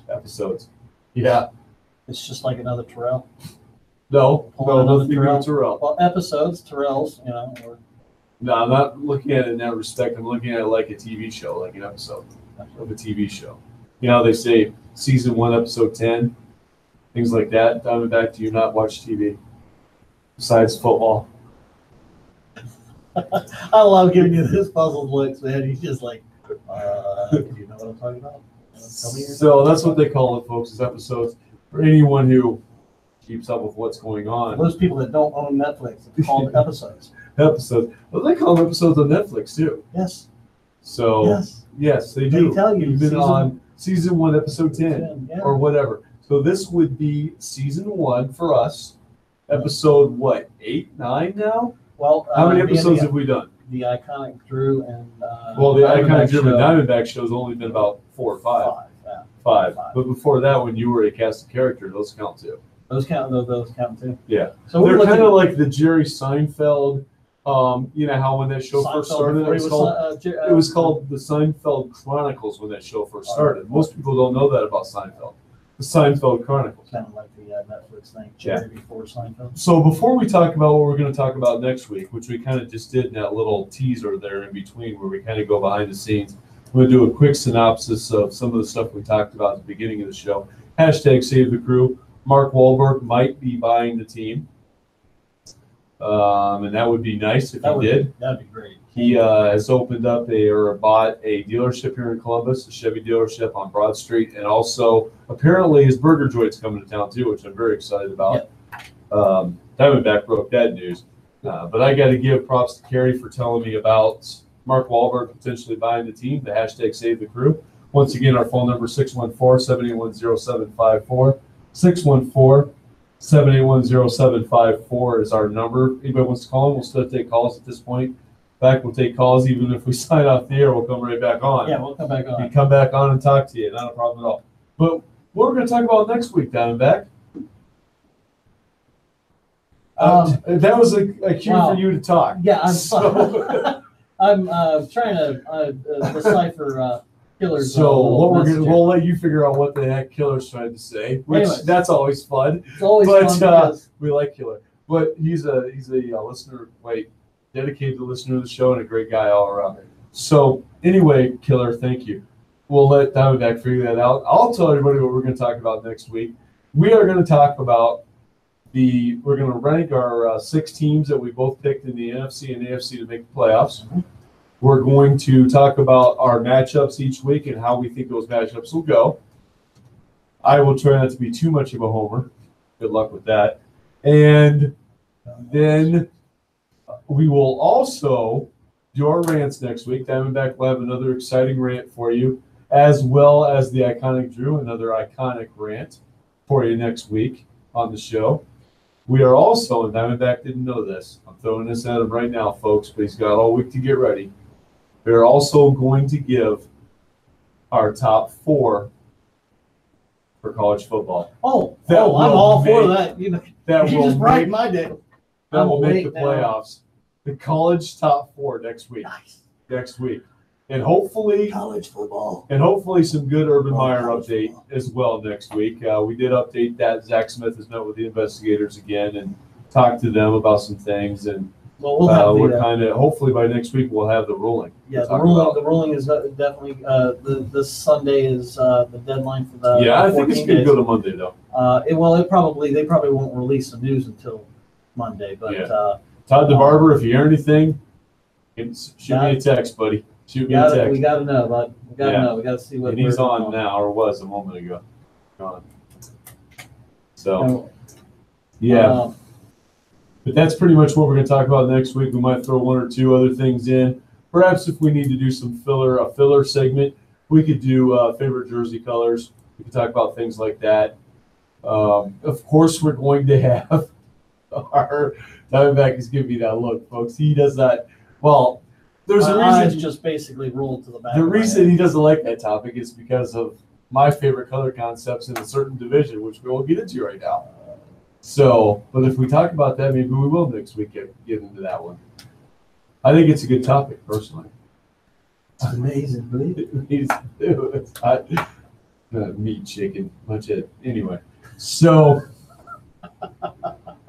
but that's going to be next week. We'll talk about all that stuff, and we will get into all those topics as we talk more about football next week, our favorite topic in sports football. But we will have the bumpers we had this week with the Diamondback doing Major League Soccer, Major League Baseball, and the Canadian Football League. Who's And the iconic Drew taking care of the National Football League, the National Hockey League, and the association, the National Basketball Association. So that will be part of what we'll do on the show next week. Get all that taken care of. It'll be a fun show once again. It's always bittersweet this time of the I night. was checking in on my Facebook. So, Oh, Todd's checking on yours Yeah. now.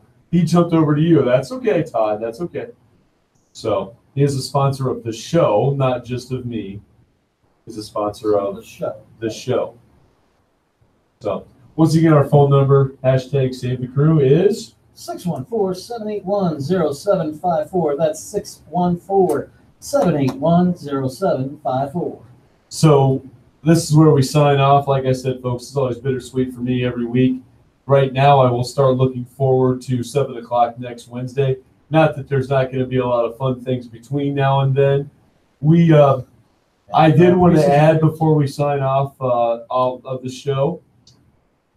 Diamondback, what do you got going on this weekend? Actually, I'm going to be doing a little bit of yard work this weekend. I've got to get the yard ready. Todd's back for on my page now. I'll be back on your page. Trader! What we're going to do a little bit of yard work. We're going to have a cookout coming up with the future in-laws coming Wow. down for Labor Day. So we do that every year since we bought the place. So actually looking forward to that. So I got to get the yard in shape. I will be moving this weekend. How exciting. Moving from the west side to Reynoldsburg. I hate moving. You know, Moving's a pain, but you got to do it. I So You the know, all these economy will be years- residing in Reynoldsburg. all these years I've lived in Pickering. Yeah, and we just Now, switched. Pickerington, Reynoldsburg, for those people that are not here, are side by side. They are just literally divided by I-7. If you go one way or the other, you're in one of those two towns. Right. It's Battle 256, which So, Pinkerton Battle- owns at the moment. Oh, they unfortunately. always own that. That's unfortunate. The Raiders. So, and see, that's why you hate the Raiders. I think we figured. And I want to say too to Todd the Barber, you're on my page right now, Todd. Thanks for your support.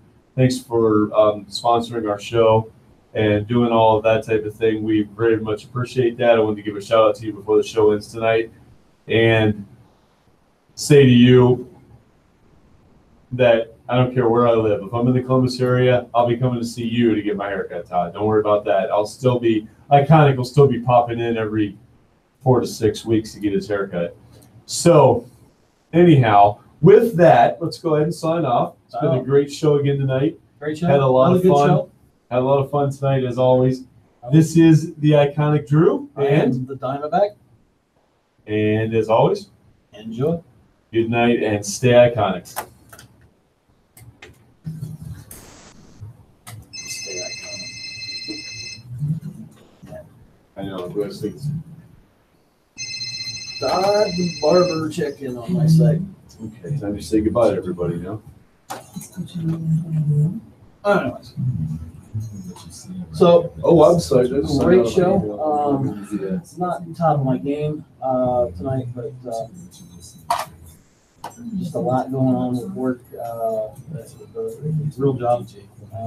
Get a haircut, get a real job. Andy's looking at me kind of like, dude, I want to do this for the rest of my life.